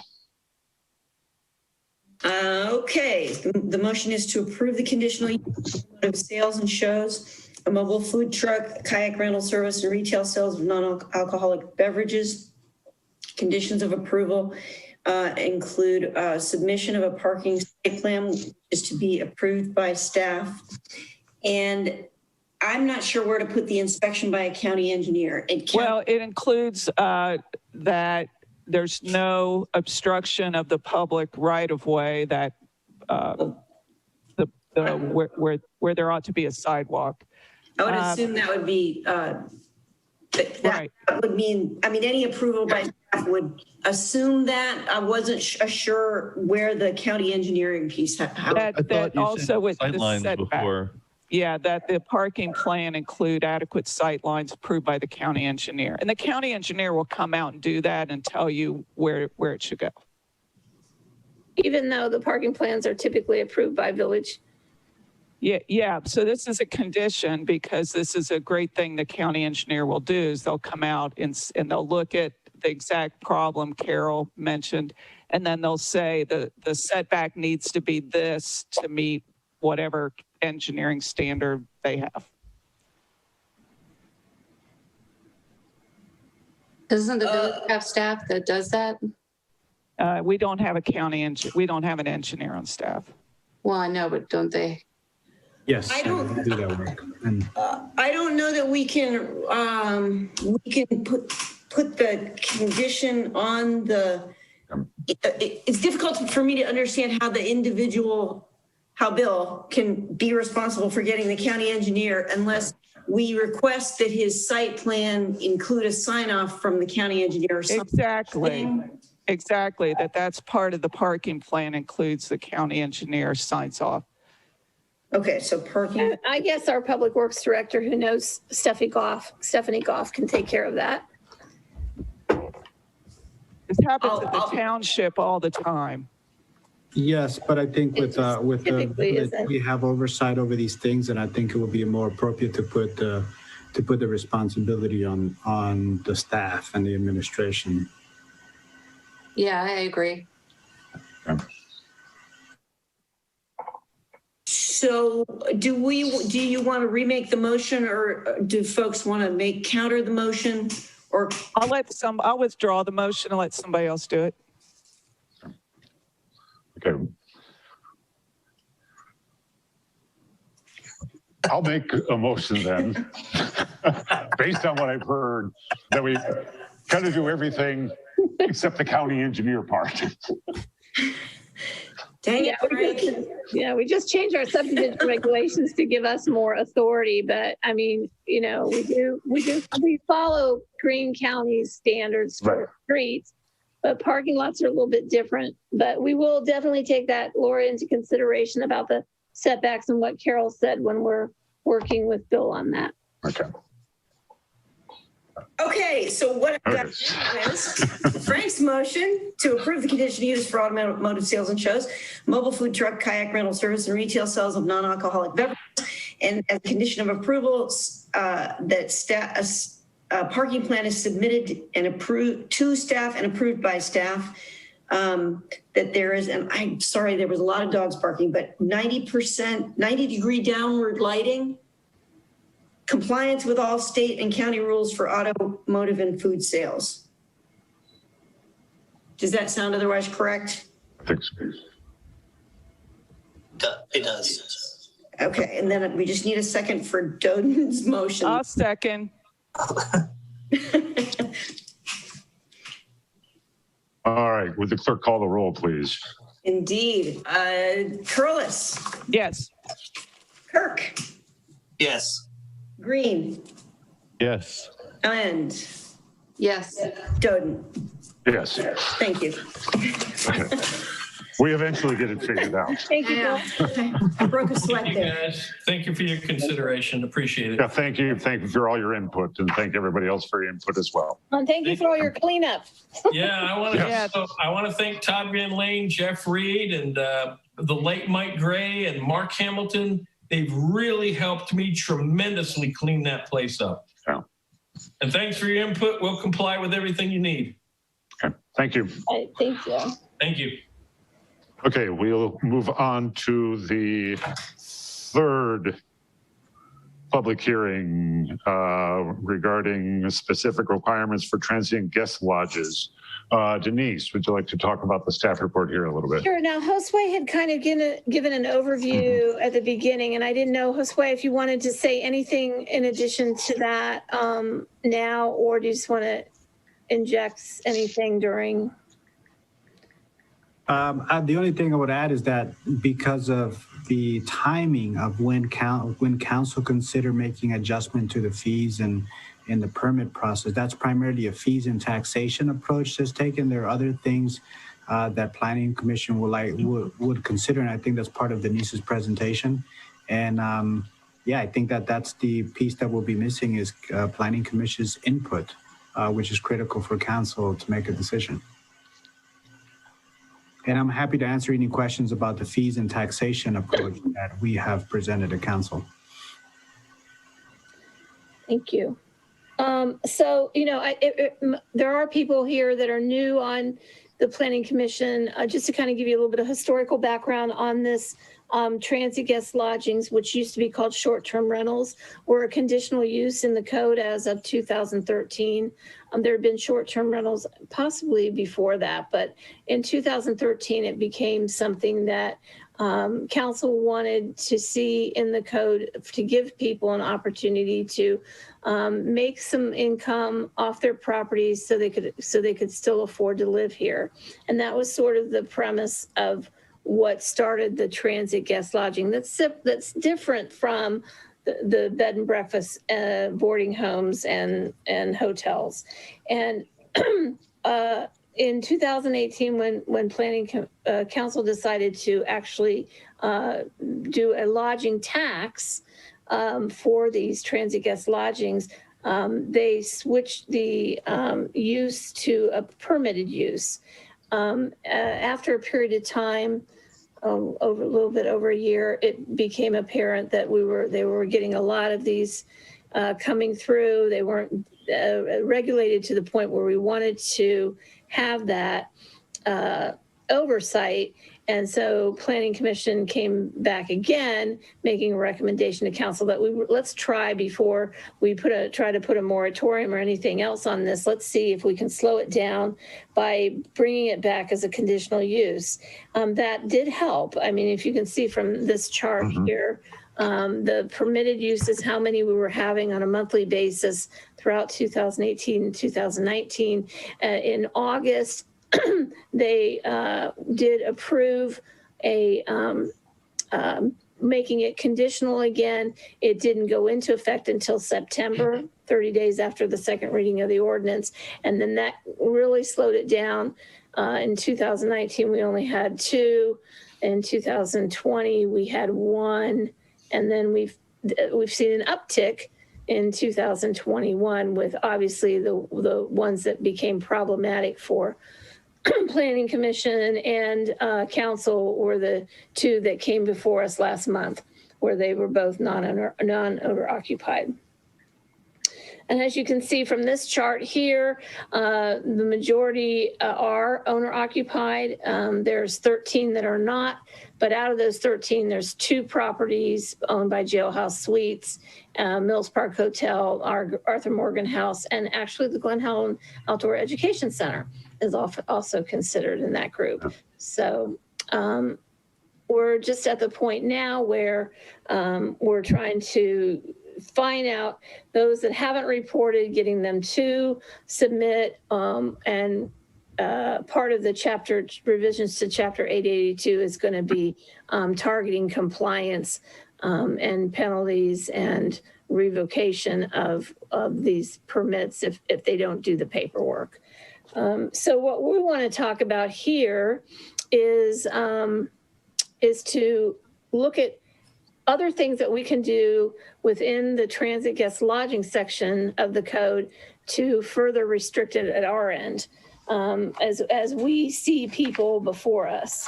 And staff and along with the solicitor have made some suggestions and that's under Exhibit A, that where the finance director is going to be playing a larger role in a new process that will now be a certification that they will have to get. So someone will come to us saying they want to have a transient guest lodging. We would take their application.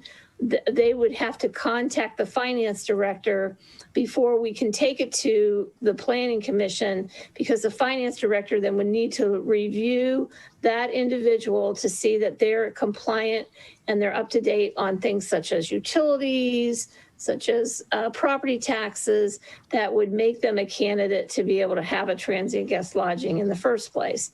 And Brianne, you called that something. I'm trying to remember what the certificate of good standing. Certificate of good standing, yes. So they would if they get that certificate of good standing, then it moves to the next phase where it would come to the Planning Commission. As Brianne pointed out the last time, although we had, as Planning Commission, had wanted to have a section in there about affordable housing concerns, that wasn't eventually added to the code. We want to see it back into the code again. But as Brianne said, you have to tie it to something. I mean, you have to tie it like to the Bowen Housing Study, which I think we can make a case for that, because we have, as pointed out in Exhibit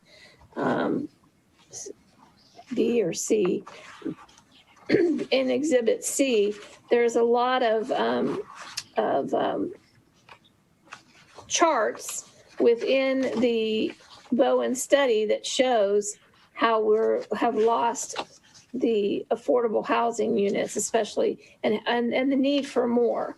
So if there's a way we can tie that in tonight, we will add that, including affordable housing concerns, to that. And then staff is also suggesting having not more than one transit guest lodging permit per property or per owner as a way to restrict that. It's my understanding that you can't just flat out ban somebody from having it for no reason. And we do have this problem that's come up with like this recent duplex where we had nothing to deny them on. But if it's in the code where it's only one per property or one per owner, we could make that the restriction. Now, what that would mean is those that are already there are those that are already grandfathered in, so that's not gonna affect them. But in the future, you'd have to make a decision, and correct me if I'm wrong, Brianne, if you're coming, you would no longer be able to come for your house and your ADU. It's one, you have to pick one or the other. So Denise, you said that we were trying to restrict the, the whatever accessory dwelling units or, but I thought the goal, when we were talking about it, the other meeting, was that we didn't like the fact that, it was not going to be owner occupied, that, it was changing people's neighborhoods, and we didn't want neighborhoods to just be filled up with, transient guest lodging and not any people. I guess I'd like to understand what the consensus is about the goal of doing this. Are we trying to limit the number of these things, or are we trying to limit the number that are not, occupied by owners? Well, we're trying to limit the number that are not occupied by owners. So if you allow a person who says they're the owner of the house, that we're giving them permission to both rent out the house and the ADU, well, then they could possibly not be living there. So they have to make a decision if it's going to be only one or the other, and then the other, if it's the ADU that's being used as the transient guest lodging, then the house is either going to be a long-term renter or it's going to be them. In the case of a long-term renter, Brianne, I don't know how that falls into play. Yeah, that's part of why we phrased it as operator occupied rather than owner occupied. If it's an operator who's actually applying, they'll have to show us a copy of their long-term lease. So they would have to rent the house, and they would be doing the transient guest lodging. It would be the renter doing that, not the owner. Yeah, that's currently permitted by our code. I was surprised by that. Well, that's fine. But they have to have permission of the property But they do owner. have to have the permission of the owner to do it, correct? But the owner of the house couldn't have one as transient guest lodging and the other thing is rented out. That's the thing, the condition we're trying to eliminate. We want the stability.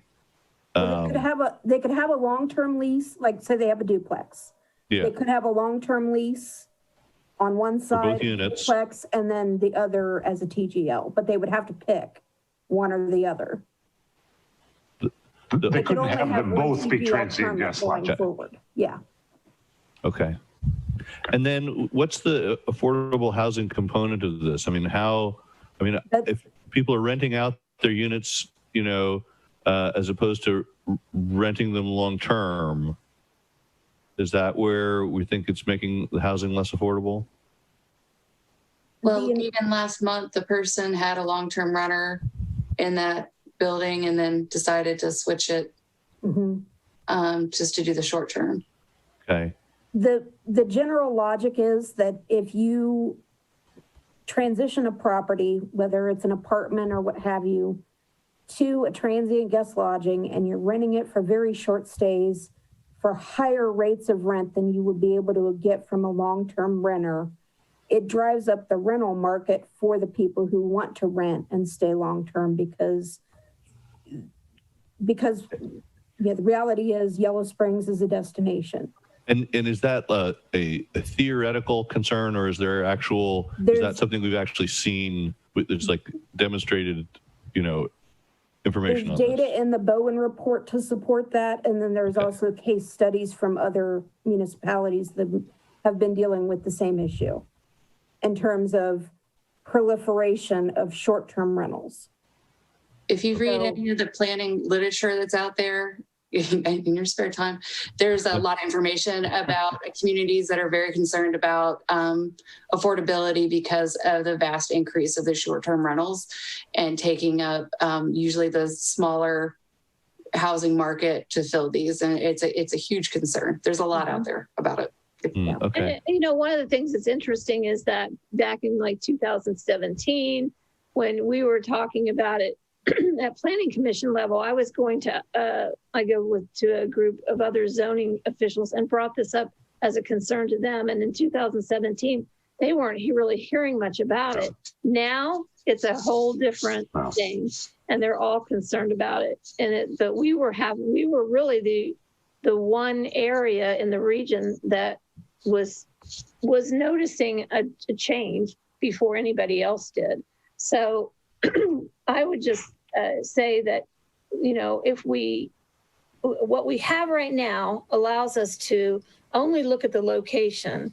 And if you're looking at the location only, it's just not enough. I mean, okay, so what is enough? I mean, that's so subjective.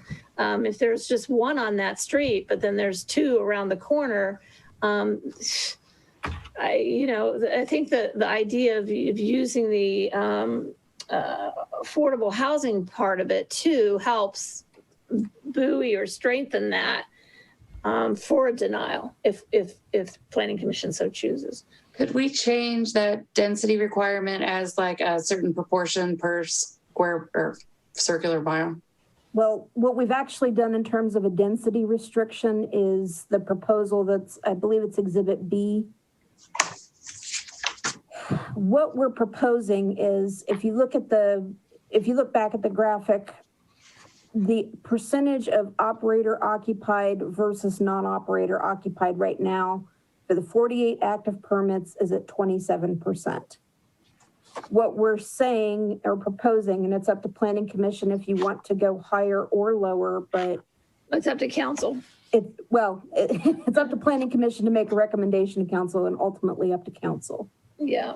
But what we're suggesting is that if planning commission gets an application that would push that ratio over 30%, that they just have a basis to deny it and say this is not contributing to affordability for residents in the village of Yellow Springs.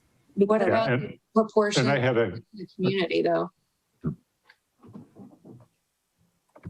Say that again, sir. What about limiting the proportion compared to the number of residences in the community though? If you look at the Bowen report, there are approximately, what was it, Denise, 1,600 total housing units in the community. And our percentage of owner occupied for all residential housing units, I believe it was somewhere around 66%. Based on the last census data, which we're still waiting on the Could we 2020 limit the amount of short-term rentals in the community to 1% or 2%? I didn't catch the first part of what you said. Can we limit the amount of transient guest housing in the community to a certain percentage, like 2%? Well, right now we are at 27. So I think. Well, no, out of the 6 that would. Out of the total units in the community. Oh, out of total units. Yeah, out of total residential units. I would want to see the data for the basis for planning commission's decision to do something like that, because again, we don't have the census numbers. We have the Bowen numbers from 2018 and we've got the 2010 census data. But you could do that. Yeah, we should. But I don't know what the percentage is of TGLs compared to our total housing stock. Well, and I think you'd be able to get it just from the GIS or the tax. Yeah, well, I don't know about some of the rentals, smaller rentals in town, but I think that might be an easy way to do it, or at least, known properties with addresses. Yeah. That way. That would be a lot of work on staff's part. So part of the reason that we were making this proposal was because the percentage of actual TGL permits, when they have to go to the finance department and every year say whether they are still in fact operator occupied and provide proof if they're saying that they are operator occupied, we'll have that data. We may not know exactly how many rental units there are in any given year in the Village of Yellow Springs. And I was going to ask about, so the 30% that's, it's on the second side of Exhibit A. If approval of the application would result in the percentage of non-owner occupied permits exceeding 30% of active total permits, that 30% number is based on the graph, the pie chart that was just up a little right bit. Now. Okay, because I was just wondering where the 30% came from, so.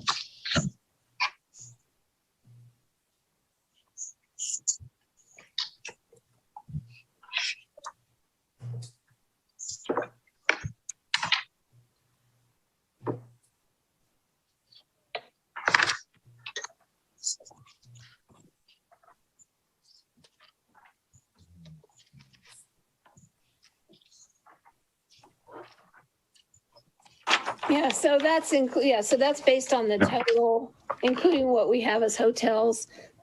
So so if it goes beyond that 30%, which we're at 27% now, we're just we just flat out would deny the application at this point. That's how I'm reading it.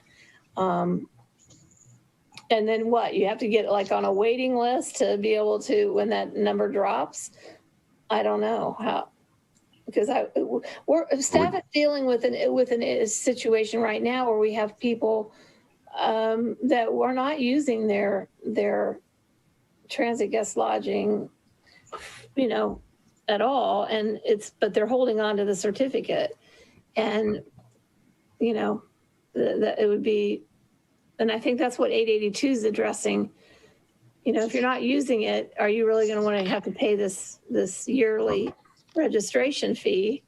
And if not, then that will, have people fall off on that. We can, but we have to get that from them that they don't want to do it anymore.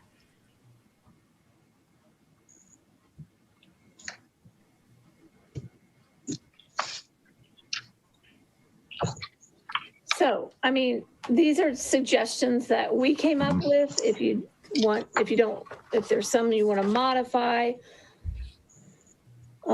we can take these to council and see what they think about them. Council already has what they're planning to do with Chapter 882. Right. Is this something we need to resolve tonight? The sooner the better, because, and I would like to resolve it tonight if we can, yes. Especially with what we've got going on in May, and I want, and council is moving forward. Like I said, they're on their second reading coming up for Chapter 882, which is your Exhibit B. That's having to do with the lodging tax. Mm-hmm. Right. And the registration process. Brianne, do you want to kind of explain that registration process as far as other things that are for non-owner occupied, what that entails as far as background checks? So again, some of the things that we did in 2017 and we did in 2018, concerns that have come up in other communities in reviewing those. One of the concerns that other communities in Ohio have voiced is that TGLs and short-term rentals are being used as hubs for human trafficking. Well, we can address that by ensuring that these property owners, if they're not operator occupied, are actually getting background checks. And if they have any sort of convictions for soliciting prostitution, any concerns that they have nuisance violations in other communities, we would make them responsible for paying for their own background checks every year so that we know that they're still going to be good neighbors and they're not going to cause problems for the community. Now, of the 48 TGL permits that we have, as the presentation from staff showed, we went back to 2018 on the police reports, and there were no nuisance nature complaints from neighbors. Now, zoning has a lot of curiosity Zoning will get calls about TGLs, but they're general sorts of complaints. We haven't seen any specific complaints about our current TGL holders. But what we want to prevent in the future is that sort of problem from happening. So that's one reason that we're looking at background checks for the non-operator occupied permit holders. And the other thing for Planning Commission to consider is that by doing this layering process where an applicant has to come to Planning Commission first, unless of course they've already got their TGL, they'll be required to make this proof annually. So if it does become a problem and the finance director lets the zoning administrator know, hey, they haven't paid their taxes or they're not meeting the requirements for operator occupancy, the zoning administrator can let the Planning Commission know that, hey, we need to consider revoking this permit because they've had nuisance complaints or they haven't paid their taxes or they've violated some other section of the code, so that Planning Commission can take action. And it's not the way it has been the past few years where they get the permit and, as Denise said, they sit on it. And we don't know what exactly is happening with the property. I think just to address the concerns that Stephen had, so what's in Exhibit B, that's material that's already, the council is already going forward. Yes. And so mainly what you're on it and made some proposed changes to it. Right. And mainly what you're asking us to look at is the information that's in Exhibit A, the proposals that staff have come up with for additional changes that we may or may not recommend to council. Is that right?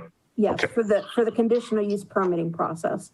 Right. Because by giving you the 882 revisions, you could see how those work together, because Planning Commission can say, well, we've got a conditional use process and we understand we're now making it a 2-tiered process, but we are seeing how those provisions of the code harmonize and work together to protect the residents, to promote affordable housing, and again, at the same time, address some of the concerns that the residents have raised in communications to the Planning Commission, to council, and to our zoning staff.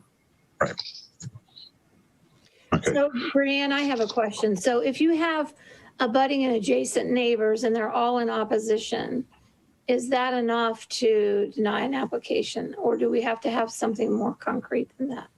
This is where it goes back to Planning Commission has 2 overlays when it considers a conditional use application. It's got the general requirements for considering conditional use, which includes minimizing negative impacts to adjacent property owners. Okay. If those property owners tell you, this is my problem, you can, as a Planning Commission, deny an application on the basis of neighbor complaints addressing that particular section of the overlying conditional use requirements with respect to neighbor concerns, noise, nuisance, parking, what have you. Wouldn't they have to already have had it on the premises prior though? Because if they are just starting it and they haven't had any complaints yet because it's new, would we still be able to deny it based on that? Yes, if they've lived there and they've been a problem neighbor and they're wanting to move out and turn it into a TGL, yeah, you can consider that. But if it's just, but if somebody bought a house and wanted to, right, there would be a lack of a record in that situation. But, is that what you were getting at, Sarah? Yes. Yeah, but then you've also got the special requirements for TGLs, and that's what we're proposing, that if you want to make suggestions and recommendations to council for the conditional use part of the process, that these are the things that you would modify and add. I mean, I still think we need some sort of density provision of where it is, and can we restrict them from not being near, like where vulnerable population, like near the schools? What would be the basis for restriction of the schools? I mean, it's the same with the human trafficking issues. And I think for a long time I know there was a lot of registered sex offenders staying at the motel on south of town forever because that's where their registrations were. So my concern would be that, that anyone can rent those places and stay at them, and who's monitoring who's staying in there. So should we really have a bunch of these near our schools? Especially if non-owner occupied? I mean, we could include that as a planning commission recommendation to council, that any of the hosts, the operators of the property, would have to monitor for compliance with Ohio laws with respect to sex offender restrictions.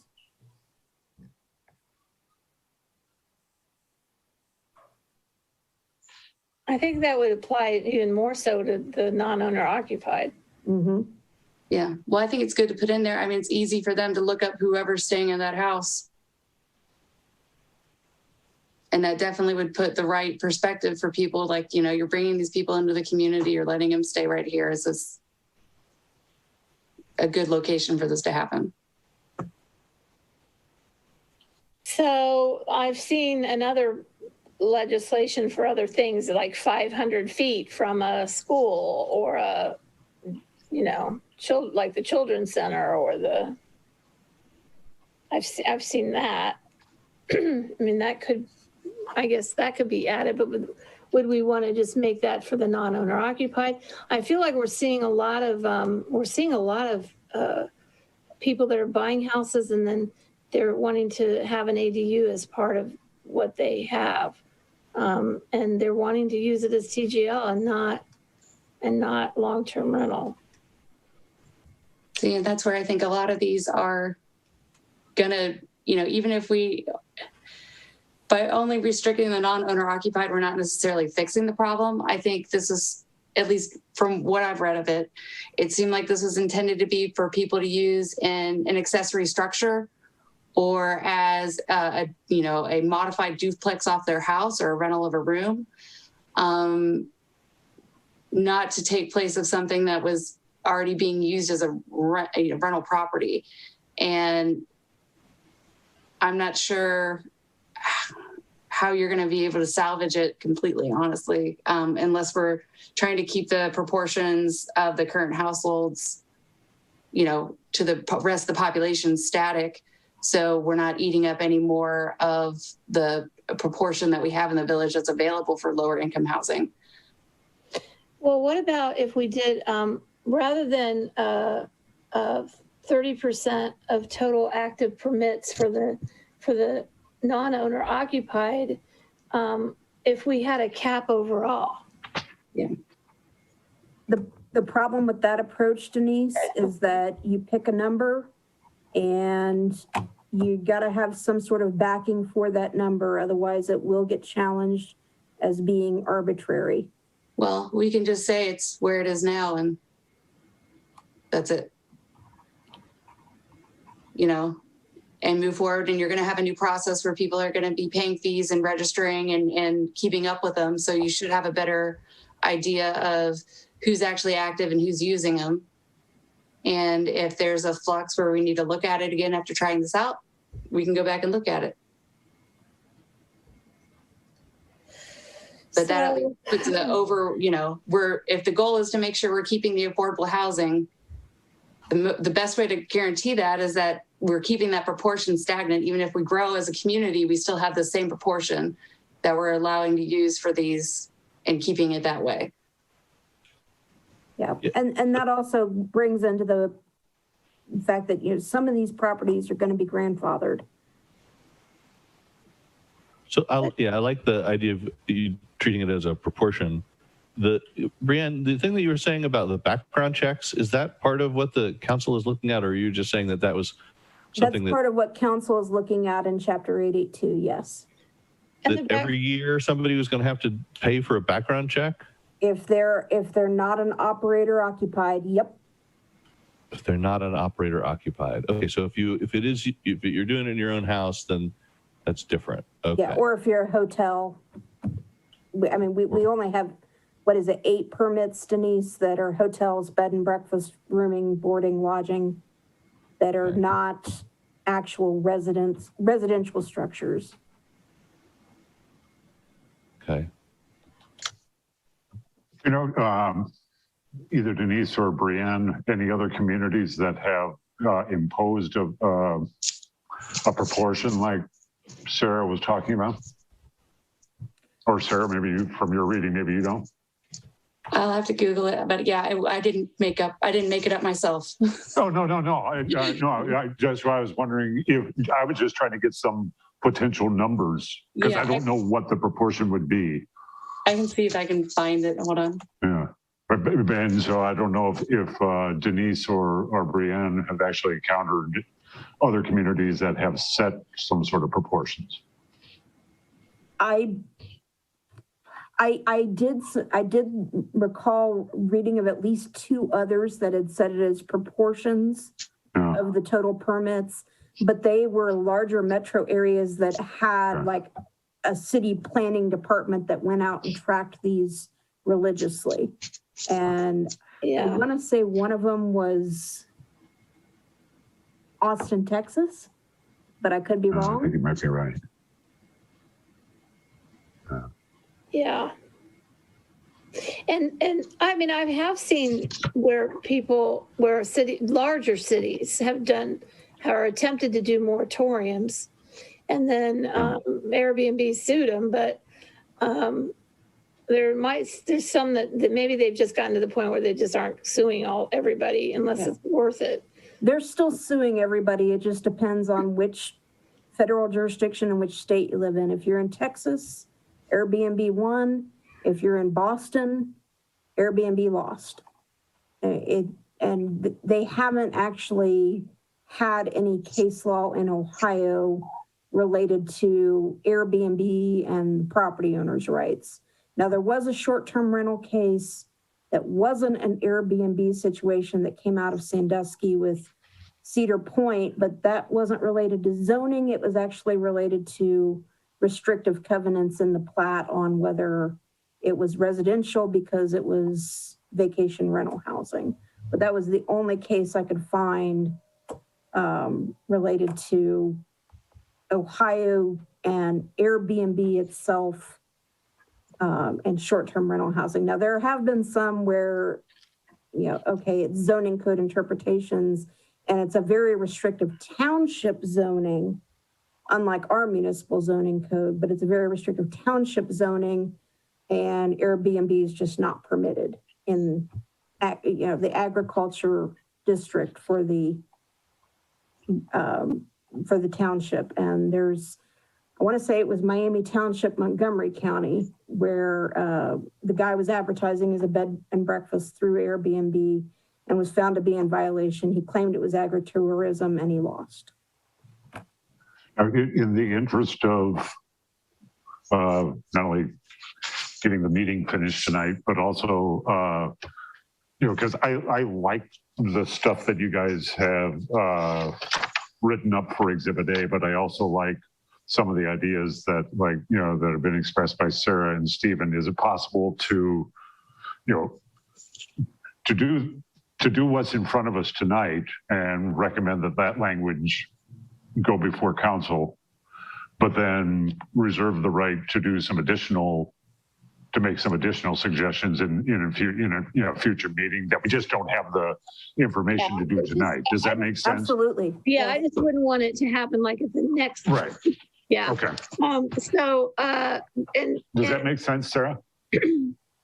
Yeah. Well, and I think it's important that if we do something like a proportion, that we say this is a baseline that we can basis to deny, but we can also do, make an exception for if there's an area where there's none and it's an appropriate area and blah, blah, so there is flexibility, but I can say affordable housing is very important and we need to make sure we keep the proportion where people can still afford to live here. Yeah. Okay. Anybody else? Stephen, any other concerns? That seems very reasonable. Okay. So I would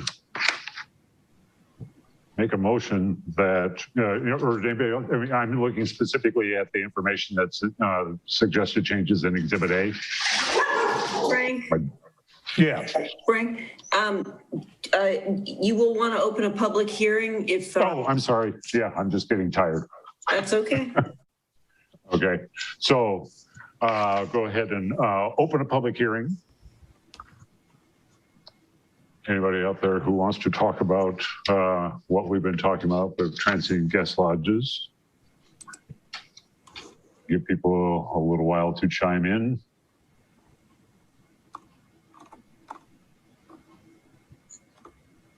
And not hearing anything, so I'll go ahead and close the public hearing.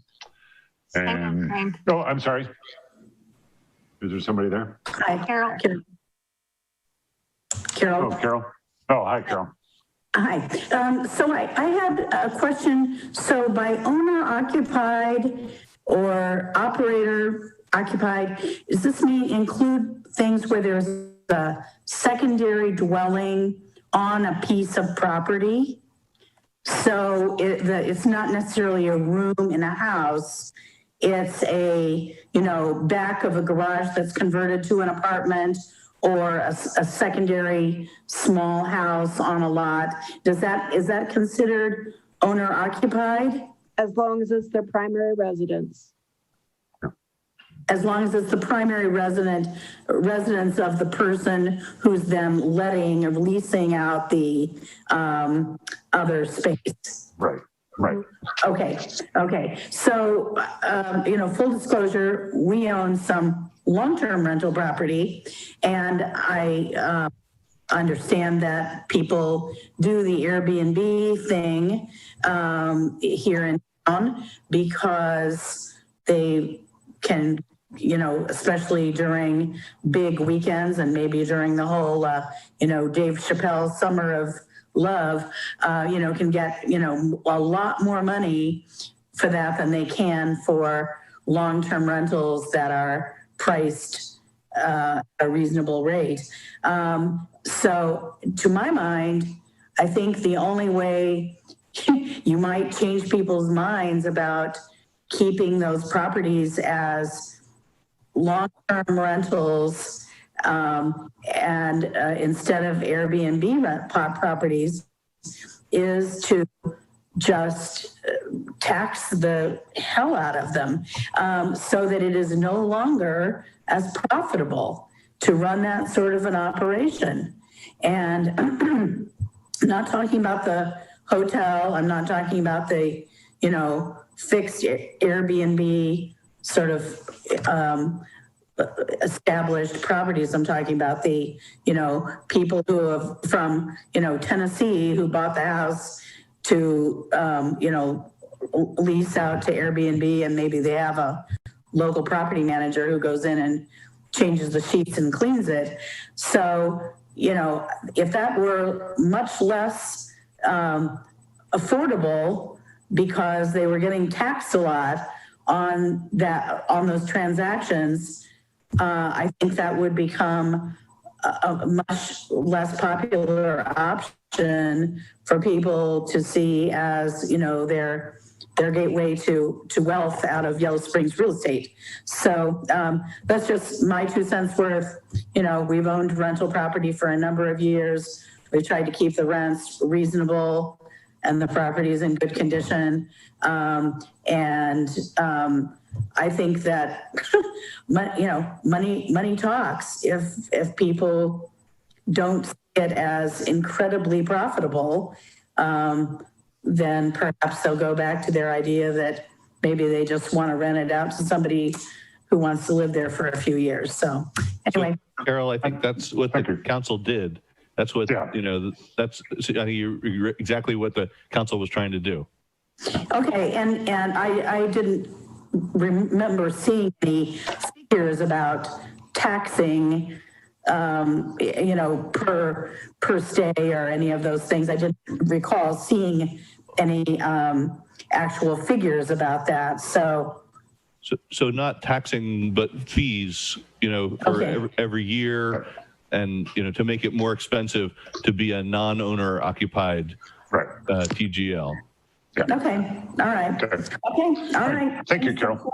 So Bye. Okay. Anybody else want to join in on the public comment period on this?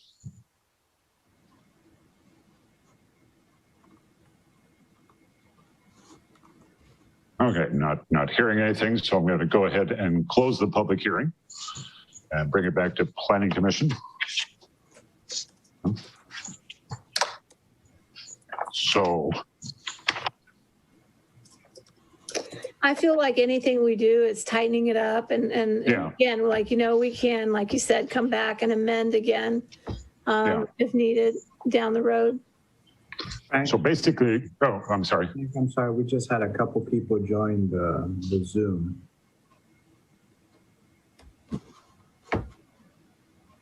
So I don't know if they came in specifically when you had your public hearing comment. Yeah, I don't know.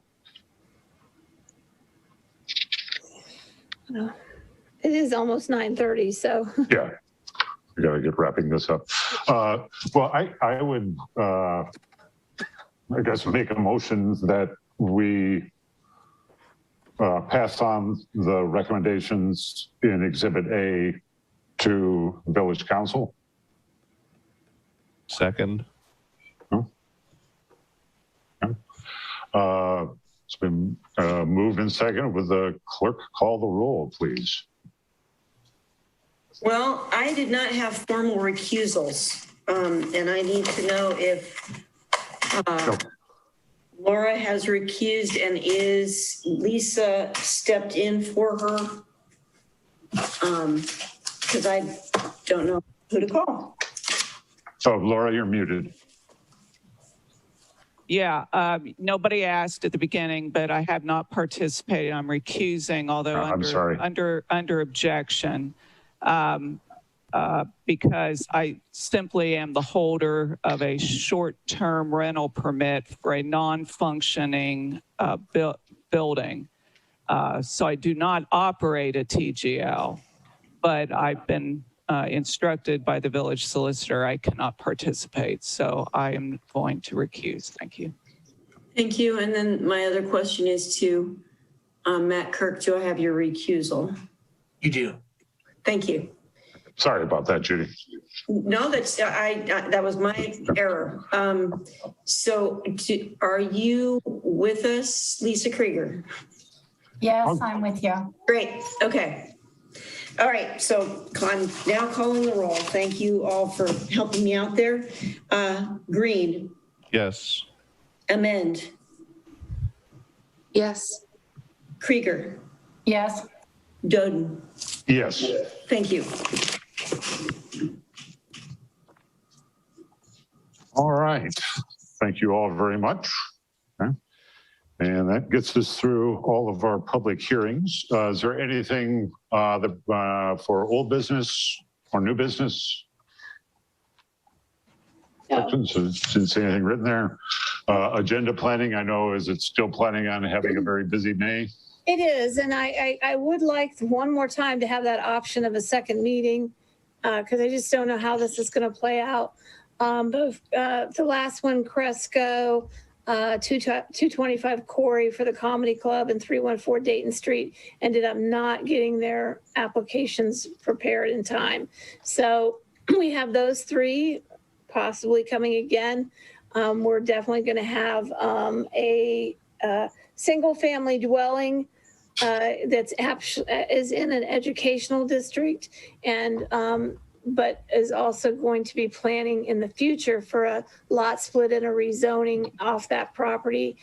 And I don't know if these, we've got two TGLs, one being an ADU and a TGL, another ADU, and then a home occupation permit. I don't know if they're all going to come or not, but I just would like to have that option. So we want to definitely start at 6 o'clock on May 11th instead of 7. And then depending on how that flushes out, possibly May 18th or even May 25th. I guess Memorial Day weekend is late this year. And we'll still be virtual for that meeting. So yeah. Because there's a chance I may be out of town the last half of the month, but I can still do it virtually. So yeah, I would prefer not May 18th because there's a council meeting. It butts right up to the council meeting. That's a tremendous packet load. Okay, so May 25th. Okay. And again, I don't know if some of these other things will pan out. If it ends up, it's just going to be the three big ones and maybe one other one, then we'll try to do it all in one meeting starting at 6:00. All right. But we have potentially 8. So. And we're going to know that, Denise, by, I'm sorry, what's the cutoff date? Because I can. April 24th. Okay. We will know that by April 24th. Okay. All right. Well, thank you, everybody, for your help and consideration and participation and patience. Yeah. I'll make a motion that we adjourn. Second. And would the clerk call the roll, please? Doden, Yes. Green, Yes. Amend, Yes. Kirk, Yes. Curlis, Yeah. and Krieger. She may have jumped back Oh, on. I get to vote? Okay, yes. What the heck? Thank you, everybody. Okay. Good night, everybody. Night. Frank? Good night.